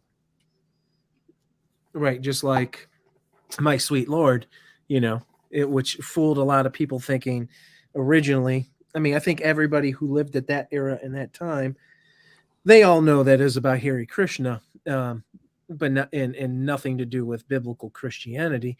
But many people today, they hear something like that, and that easily opens up that realm to go back to that universalism. What a deceitful song, man. What a deceitful song, though. Very, right? So crazy. Oh, they'll just be singing hallelujah, hallelujah, and then pretty soon they don't know they're going Hare Krishna. I mean, like, how wicked, like, to actually admit that they're like, oh, we're going to lull them into a false sense of security, and we're going to have them singing Hare Krishna, and they're going to think it's hallelujah. Christian artists sing Imagine? I've never heard. What Christian artist is going to sing Imagine? Hey, there's no heaven and there's no hell. Imagine, like, God doesn't exist. 2030. Yeah, I guess. Yeah, 2030. Yeah, I'm going to go 2050. I'll go 2050. The first Christian artist to sing Imagine, do a cover for Imagine. 2050. I would say by 2050 we have the first Christian pedophile. Oh my goodness! I'm saying that's already happened. Oh my goodness! Accepted, celebrated. Accepted, Johnny. Oh, sorry, accepted. Never mind. Backing away. Yeah, we parade, Johnny, parade. Okay, a whole parade for it. Yeah, we had the band Raise, right? We had yeah. That's the closest thing, I gotta say. But like, how well did Raise do after that whole debacle? No, never existed. It was done. I mean, there was no more albums. There was no more nothing. Just gone. But they sure kicked off a lot of UK Christian stuff, man. They really did. They kicked off a lot of Christian stuff in the US. They played for the Pope. They did World Youth Day. It's man. Well, 3 out of the 4 did that. Yeah. Was it 3 out of That was good. Look, I'm trying to be a non-antagonistical Doug. Well, let's see if Doug can even name one song by Race. I'm going to go around the thing. Oh, goodness. Doug, can you name one song by Race? Oh, my gosh. I can't. I'd have to look it up.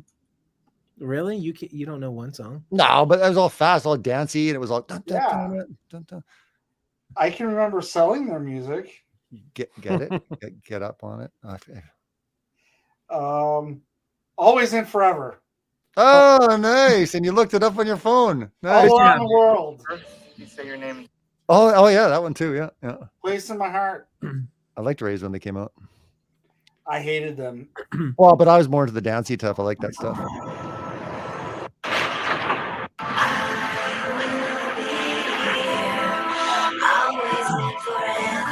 So when they come back with a reunion tour and it's the full band and everybody and he's fully accepted, that will be 2050. Hey, look, they were on Is that Forefront. when he's released? That's all I'm gonna say. That's when he's released. All I'm gonna say is that they were on Forefront, the same label that They were. Yeah. helped spawn DC Talk and their agenda. The Metallica agenda, right? Robbie? Yeah. Yeah, of course. The Metallica agenda, yeah. Metallica. Nothing else matters. Nothing else matters. No, I mean, I don't think we're far away from any of it coming just. I really don't. I think that we've allowed so much sin already to be so rampant and accepting of crap in today's modern church that we're not far away from it just being, oh, okay, we have our first openly trans. But it won't be sinful though. It'll be embraced. Not the fact it's just it's love. It's come on, let's we were wrong. I mean, this is the right thing to do. We got to move on with progressive. Right. Yeah, I agree. It is moving that direction. I don't think 2030. I think 2030 is too far. I honestly do. I mean, on Christian radio, yeah, I think it's still going to be time. I really do. Let me ask you guys. I know where you're going at. Let me ask you guys this: the information that we've been watching, right? Doug is going to be our person that always goes against the grain. Basically, that's why he has something behind him. But look, so this information that we watched and now this is our third episode, and we probably got at least 5 that we're going to have to do. Maybe we'll take a break and come back. It's good. It gets the discussion going and stuff. Yeah, it's good. It's good. Well, let me ask you this question: should believers know this stuff to properly be able to discern things in their lives or in their children's lives, or watch for the things that are in the world to protect our families, protect ministries, protect our churches, whatever it may be? How valuable is this information? Or is this something that most Christians should, because they don't look at it, they don't talk about it. How valuable is this information to kind of know, wow, look at the satanic agenda behind X, Y, Z. It's good for witnessing, dude, because there's people, believe it or not, Jim Morrison, The Doors, you're like, I don't listen to The Doors. I'm not into that music. If you do drugs, you start getting into The Doors. I was into The Doors back in the day.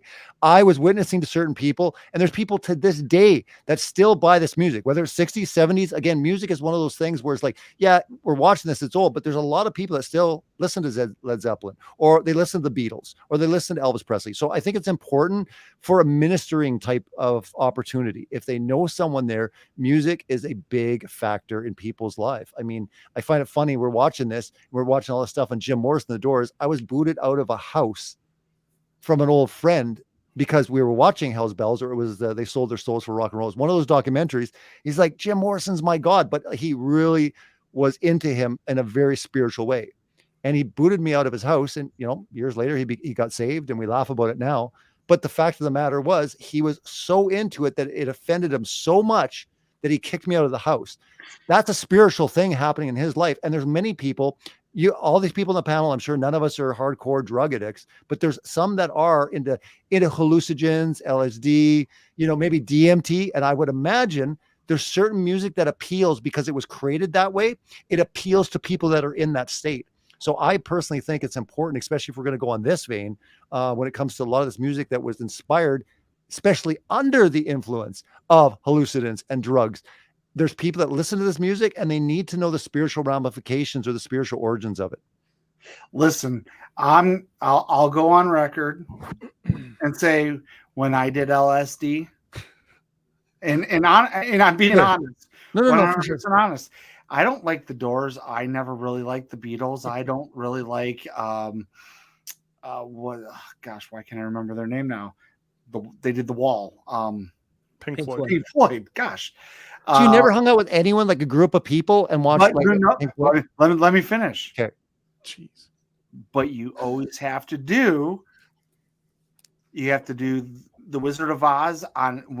You Chris do? on LSD, Yes, I agree. Listening to Pink Floyd, and you have to listen to the Doors. Those are two of the major artists that you have to listen to be able to fully take effect of what LSD does to your system. Okay, so Even if but it's not good. you didn't, but the majority of people need No, to I do did that. do it. Oh, you did do that. Oh, I did do it. Doors. And I You listened to the Doors. and to this day, I would say if I was to go back to doing drugs, it would be LSD. It wouldn't be marijuana. It wouldn't be heroin. It wouldn't Why be LSD? Because it takes you on a ride. It takes you on an actual trip, and but when you're talking about the musical aspect or even the proselytizing, the Doors, Pink Floyd. Yeah, that's the music you listen to, right? That's the music you listen to. So if you're witnessing someone, yeah, but if you're witnessing someone that is in that state or that they do those drugs and they're listening to that music, what's that? They have to be open to what you have to say. I get it. And that's where prayer comes in. I don't think you should just ram it down someone's face. But if they're like, hey, man, I've been really contemplating, I've been thinking about things, and they want to start talking about God, to me, that's a ministry opportunity, especially if you understand and get their music. They're going to have more respect for you when you're like, hey, man, Jim Morrison, yeah, he was born in da-da, or facts about Pink Floyd. My point is, for education value, it always is good if you are aware and you're understanding, it's relevant in the sense of what they're going through. Right. If that's their music, I just think it's important if you're going to witness to people that you understand where they're at the best you can. We can't always put ourselves in their foot, in their shoes, but we can definitely understand maybe the media. That's why I say, people say, oh, you shouldn't watch, Hollywood movies, or you shouldn't, watch television. I agree to an extent, but if you're praying and saying, God, help me to use this or see something that I can, convey to the world. So I want to see it with your eyes. Then again, you got to be kind of part of the world in a sense of like, if everyone's watching a certain show, you know the dangers from a spiritual point of view, if God wants you to convey that. And the same thing with music is my opinion. Well, Chris, I mean, to answer your question though, I do think that like this section that we're in of Hell's Bells is a very important section for Christians to understand how deep the roots are. But wait. Is this a clone? No, come on. Is this Doug's brother? No, this isn't Doug. What's going on, Doug? This is crazy. This whole episode, I'm just like, what's happening? Like, wait. Are we in a new dimension? I mean, do you want me to say, Chris? No, I don't. I'm just No, like, Doug really saying all this? Let Doug finish because he was giving some wisdom. I mean, the reality is that anybody that's a musician, anybody that's been in music like I have, that pretty much their whole life, you go down that rabbit hole of where things started, the roots of things. You go to where I can't remember his name now, but the gentleman who played blues that went to the crossroads and he got demon possessed and he sold his soul to Satan. Yeah, I mean, there's so much that Satan has had control. What, Johnny? What'd you say? He said you went to the crossroads. He said Bone Thugs and Harmony. Boom. Sorry, talking about the beginning of jazz with Robert Johnson. Anyways, continue. All of this plays a part. But all of this is the historical aspect of Satan actually grabbing and having control over what people considered the beat or considered, it wasn't Elvis's hip shaking. It's the mind control of Satan using his medium to control the masses. And unfortunately, Satan was an angel that was a musician. And he knows how to make and control people through this medium. That's why it's the biggest medium on the planet. No, hold on. What'd you say? I said it's the biggest medium on the planet. Okay, we're gonna have to censor this guy. Okay. He comes on with this background and then he says that. Okay, on this plane. It's called flat plane. There you go. All right, Doug. All right. Hey, it's a bad word. I'm taking the world TV. You don't mention the planet. Okay, Johnny. Wandering stars. Okay, those are wandering stars. They're not even planets. All right. Yeah. There we go. We got Robbie Davidson going all flat Earth on us. Oh, whatever. Johnny, this is like Yeah, see that? Johnny knows what's up. He knows it. Oh yeah. I'm craving a flat you're white. new to like most of all of this information in this documentary, right? You have Yes, never sir. seen any of this stuff, right? So, No, sir. So I don't even know if you can form an answer to my question, but has anything that has been revealed so far in the documentary been impactful or something that you could add, like when you're dealing with your children or seeing these things up?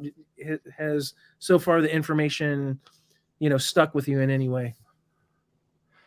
If you think, I mean, I'll put it this way: if you don't want to know about music, if you don't want to know about the backgrounds of music or movies or the underlying tales of what the background, what the thoughts are and behind it, the inner workings, then don't deep dive into what the future was.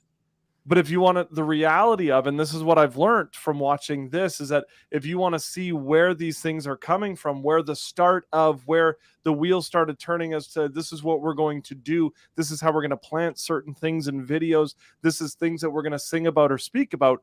And as soon as you start to deep dive, you're going to come to the realization of, oh, wait, it's a lot more than just me singing about a boy loving a girl or a band enjoying insert whatever lyric it is, because there's an underlying something behind it.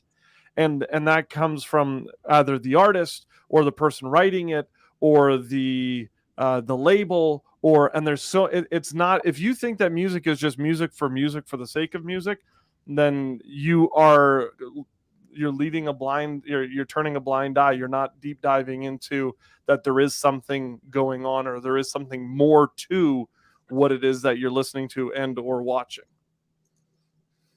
So would this be information that you would share with maybe like a teenage child of yours, for example? Yeah, I think in some ways, I mean, my kids aren't really into any of the bands that we're playing, but I mean, obviously, as we're talking about some of the relevant bands of today, there's definitely the conversations to be had as to, why is it you're listening to it, or what is it that you're listening to? Let's look into it further and see, is this something that, and I mean, the same thing goes with TV shows. Robbie and I joke around about that they do family TV night all the time, and because they watch shows that are safe, and it's like, well, why are we watching this show, or what does this show represent?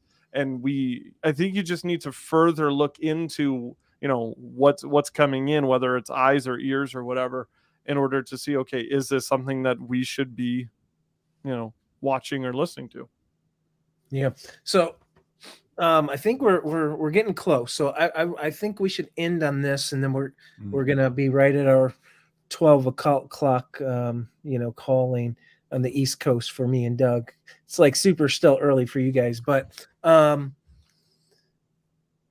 impactful would this information be to the Christian music industry, the true genuine Christian music industry, knowing what to stay clear of and what to put forth, rather than allow things to seep in like they have? You think that would be valuable? I'd be curious if they could stay away from. How much is it record label? How much is it the inner workings of things that they might not even be aware of? But do you think it's because they don't know these things? Or do you think it's ignorantly they know these things and they allow these things to come in? Or both. Conspiracy, right? Yeah, I think the majority have no clue. I mean, I don't think the majority, if you brought up Aleister Crowley, they'd be just like, who? I don't think they would know. Like, if you went up to like, this is valuable to the Christian music industry to watch what the mainstream world is doing, right? Because that's where they're getting their influence from. Like, I was talking to George Moss, and he was telling me KJ52 doesn't even listen to any Christian hip hop music at all. He gets all of his influence from the mainstream world. And George is scratching his head, going, I can't do that. There's no way possibly he could come to that. And it's because he's ignorant Newsboys were the same. some of these They things, told right? me, they said they listen to pretty much all secular music to get their inspiration for like ideas. Like, hey, that's kind of a cool hook, or so I don't know. guess That's it's a different. musician thing. I guess it's different from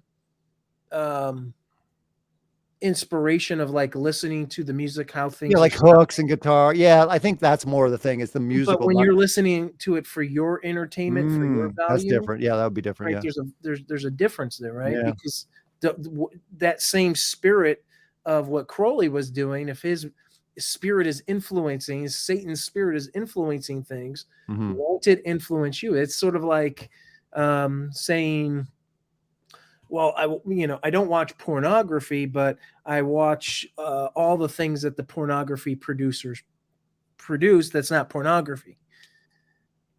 And you go, eventually, don't you think you're going to find yourself watching Well, porn? it's almost like going to a strip club and saying, I won't look. I'll just close my eyes. I'll go in and I'll just shut my eyes the whole time. Yeah, 'cause I'll they walk get- around and then I'll walk out. What? Because they got good music or good food. I'm just saying it's the same Musical type of inspiration. mentality. What's that?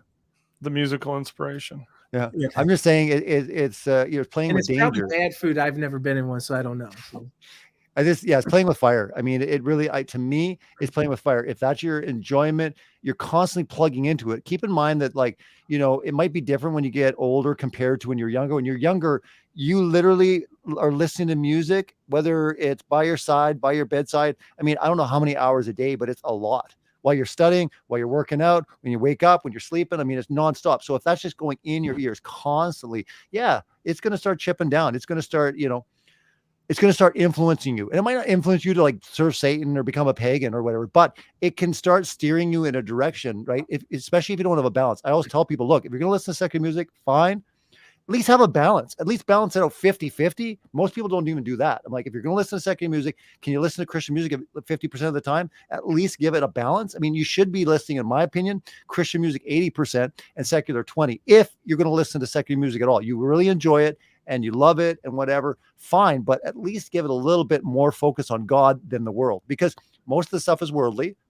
We would agree that most secular music is worldly, while most Christian music is more godly. I mean, in the sense that it's steering your eyes towards, biblical things, to Christ, and everyone's different, right? Music influences people in different ways. So we don't need to get in the debate about secular or Christian. All I'm saying, though, is if you're plugging into it continually, it is going to have an effect, because music is powerful.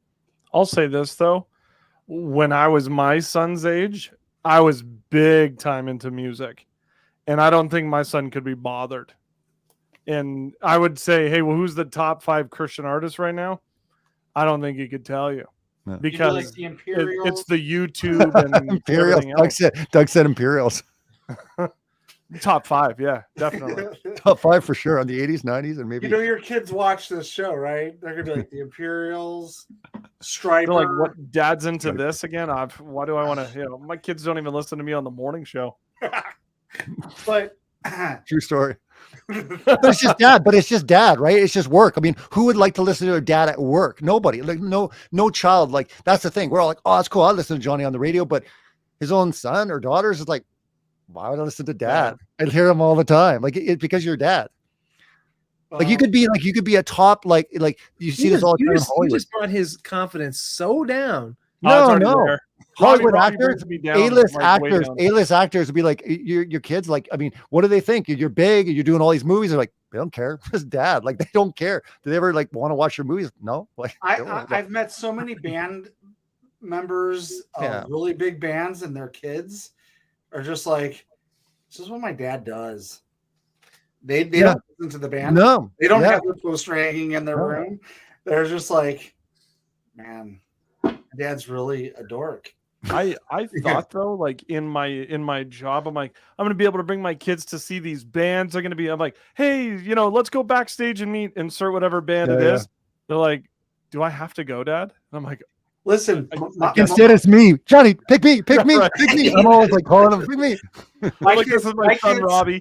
My kids grew up with the music too, and Yeah. they're like, they're like, oh, my oldest, he used to like POD at some time. I'm like, you want to go to the show? I've got tickets, I've got passes. We're gonna hang out at the end of the show, and he's like, no, I gotta work. Yeah. I got to work my job at Dairy Queen. It's like it's backstage passes. What are you thinking? It's backstage, like right. Okay. And the reality is that our kids, I watch what my kids do. They're not listening to really anything that is, like I said before when we started the show. They listen to some techno, Japanimation, weird. I think social media is the more of the danger now for children. Yes. To be honest, we can talk about that in another show, but I think social media is more of a danger now in the generation. Well, and that's what I'm saying. I have watched some of these YouTube channel kids like Mr. Beast, who, I mean, I like him. He's doing a lot of good stuff, though. I mean, he's doing a lot of charitable giveaways. Right, but there's other channels that I know they slip some stuff in, and I'm like, you gotta be careful. One day we were just sitting here. I was doing some work on the computer, and my wife was sitting next to me, and my kids were watching it. And I said, and I heard something, and it was like I forget what was said, and I'm like, holy crap, that's satanic. And I turned to my wife. I go, did you hear what they just said? And so I looked, and I said, guys, you can never watch these guys again. Look, Mr. Beast is the reincarnation of the beast. 666. 666. Yeah. Oh, come on. Good point. Good point, Chris. He's the new version. Okay. I want to. He just did a poll, by the way, because this is disturbing based on our culture. He just did a poll and said, if you could get $10,000, but one person would have to die, just some random person would die, would you take the $10,000? The poll is disturbing. Yeah, like whether people are trolling or not, it's very disturbing. He just did that poll on Twitter. Just speaking to Mr. Beast, but. Okay, so guys, we've hit the 12 o'clock mark. I'm impressed. Chris is really cutting it off. We did good. We did good. It's good, man. Yeah, it's good. My wife was like, when are you gonna be done? I'm I like, agreed on a show, so this should be our biggest show. Yeah, this was good. Let's do it. This was nobody argued. But I do want to say one thing though before we go out is these type of documentaries, these types of information, what they tend to do to believers is that we become extremely hypersensitive to things, right? So when we get this information revealed to us, it does two things. It causes us to be like Dougs of the world, or even, I'm going to call them out, right? So it's like Alan Aguirre gets all bent out of shape because he's into David Bowie. And when we bring up these things about Bowie, you tend to go, come on, you guys are insane. Or so, and I'm not downing anybody. This is their opinions. Or it causes us to go down this path where this information becomes so valuable to us.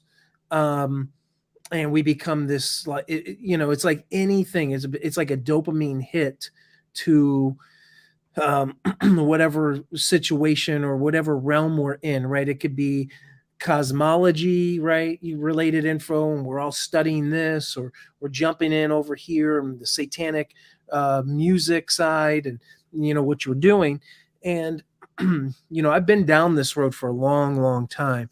It's a lot of studying, a lot of video watching, lots of conversations with Doug over the many years before we were thinking about ever talking in front of a group of people watching us. Be careful, because these things, as valuable as they can be, and I believe they're very valuable to understanding what is behind the curtain, what is behind the scene, especially for protecting yourself and your family, which is the most important, right? If you're the husband of your home, you have a duty to protect your home from certain things. Wives need to also be in that role of protection of children. So knowing these things as a believer are very valuable, in my opinion, but they tend to take over, and they almost supersede you spending time in the Word. I could tell you, I've spent more time looking at conspiracy videos or truther videos within any topic, more so than being deep into the Word or listening to things about the Word. Or I'll tell you, even on the flip side, you get almost obsessed with then if you're on that tip of just videos that are in the word and you don't act on the word. You're not in the world actually doing the things that you're learning about in those videos, whether it be amazing, great information. We're spending our time watching videos instead of acting on what we have been called to, what Jesus has called us to, which is to go out and infect this world for him and reach people for him, to go out, preach the good news, preach these things, live according to his word, be in obedience. We spend more time learning about that stuff, acting on that stuff, being into conspiracies. So I always preference this type of information. Ultimately leads down to that next path when we start to discover things in scripture that we might seem to be errors in the church. And then we end up finding ourselves coming to these, everything is a conspiracy. So I end you guys with that tonight. Stay grounded in him, live in him, and go out to the world. Don't spend your time watching us all day because we're nobody to watch. We're just a bunch of guys reacting to some videos and having a good time. So needless to say, that's what this stuff does. This is a 6.5 hour documentary. Robbie, you probably watched it 20 times. More. 20 times, right? Probably How 40. far into it are we? We are maybe 2 hours into it. 2.5 hours. Yeah. Oh, 2.5. Okay. So we got another 2 years of doing this Yes, show. we do. But Robbie's a classic example. You spent 6 hours times 20 watching this video. Somebody do the quick math because it's midnight here. It's 120 hours. No, but here's the crazy thing. I would sit down with people and we would binge watch the whole thing in one sitting. Right. But How many hours? How many hours were you in prayer? How many hours were we were spending, and you were doing a lot of I that. was in prayer for a lot. Yeah. Definitely before and after. And yeah. But these are the things, that we can get so wrapped up into. And I think it's worthy. All this stuff is really worthy and stuff that we need to know, that believers should know. But 90% of the people, God really had a profound effect. They had seeds planted in a big way. They were blown away when they watched something like this. Well, Because Robin, the story that you told about your friend that kicked you out of his house. Yeah. Didn't he become a believer? He did, but like 5 years later. Like 6 years later, after he'd booted me out. It happened later. We never even talked. He hated my guts. He's like, get the hell out of my house. And then all of a sudden I found out he got saved and we met up, and all of a sudden we were laughing about him. Like, dude, like, you remember how big you were into Jim Morrison? He was, hardcore believer. He had married someone and has a big family. He's got like 8 kids now. And he's like a guy that literally was going to have no kids. He's a drug addict.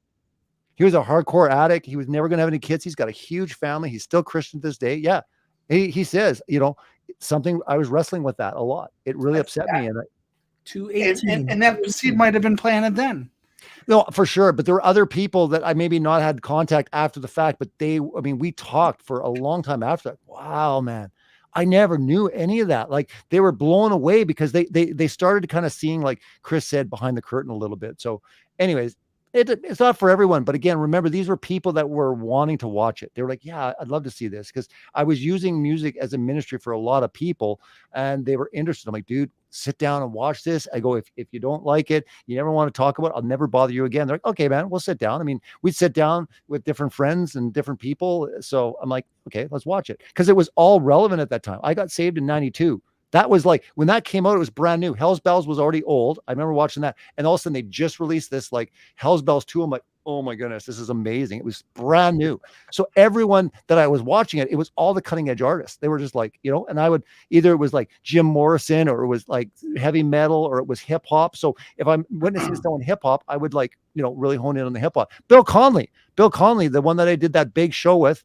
And by the way, I just had another person reach out to me, like, I just was listening to your radio show, that guy from the TV show. I'm like, Bill Conley, like, oh my goodness, that was powerful. God's really, really been speaking to me about that.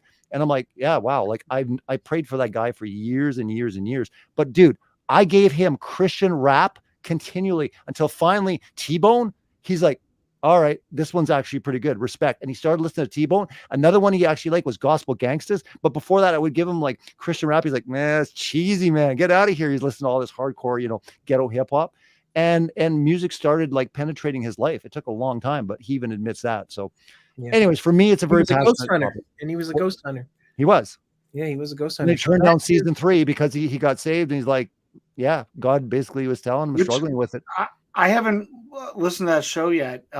Listen to that show. You'll find a lot about my life because we joke around. He did an intervention in my life because I was doing too much drugs. That's how crazy that story is. You'll hear a lot in that story, but you'll find out how crazy he went off. He teased me about being a Christian. He was like, Jesus freak. Oh, the Jesus freak Robbie's coming over. Like, he teased me a lot, and he was like being apologetic on the show. But anyways, we got to wrap up the show. But if you guys haven't, I got a question. You're talking about T-Bone, the Boney Soprano, Gospel Gangsters. If I wanted to get that type of music, where would I go and pick it up? That's good. Man, that is a great question. You know, I'm thinking. Great segue. I am.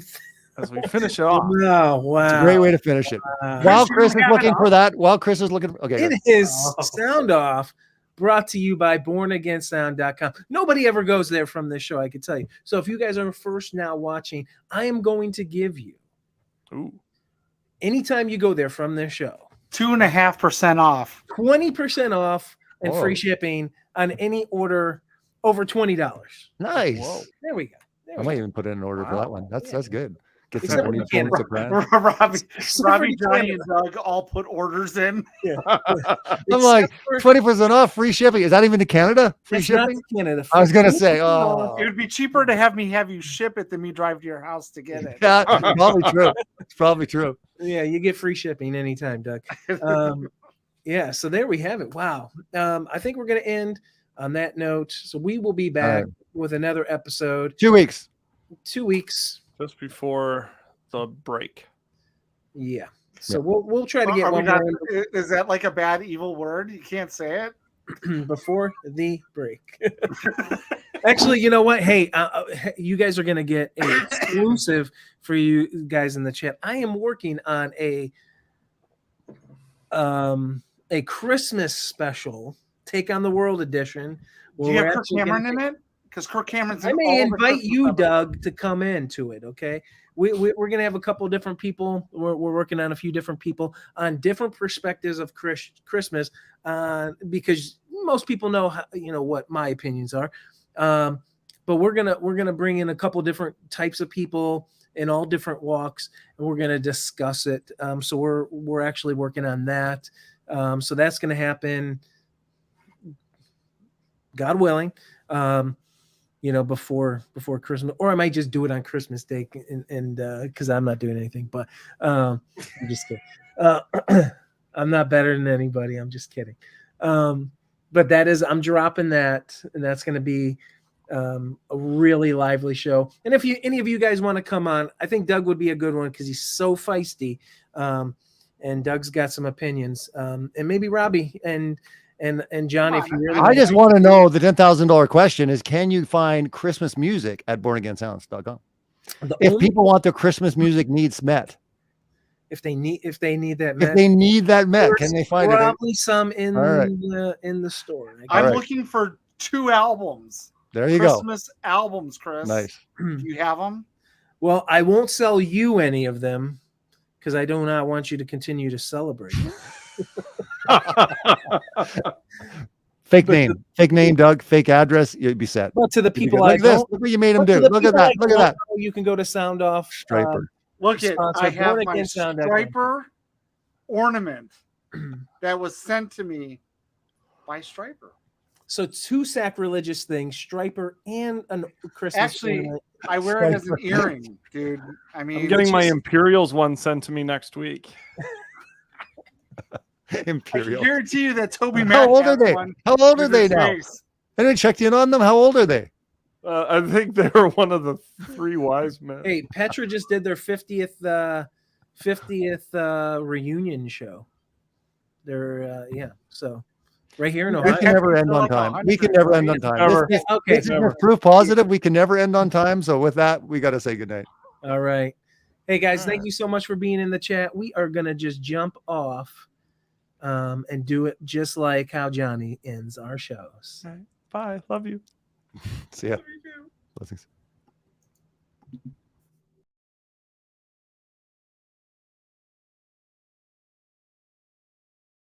The breath in my lungs just can't hold me. No man. Start a revolution with no man control. Sound off. Start a revolution with the breath in my lungs. Sound off. Sound off.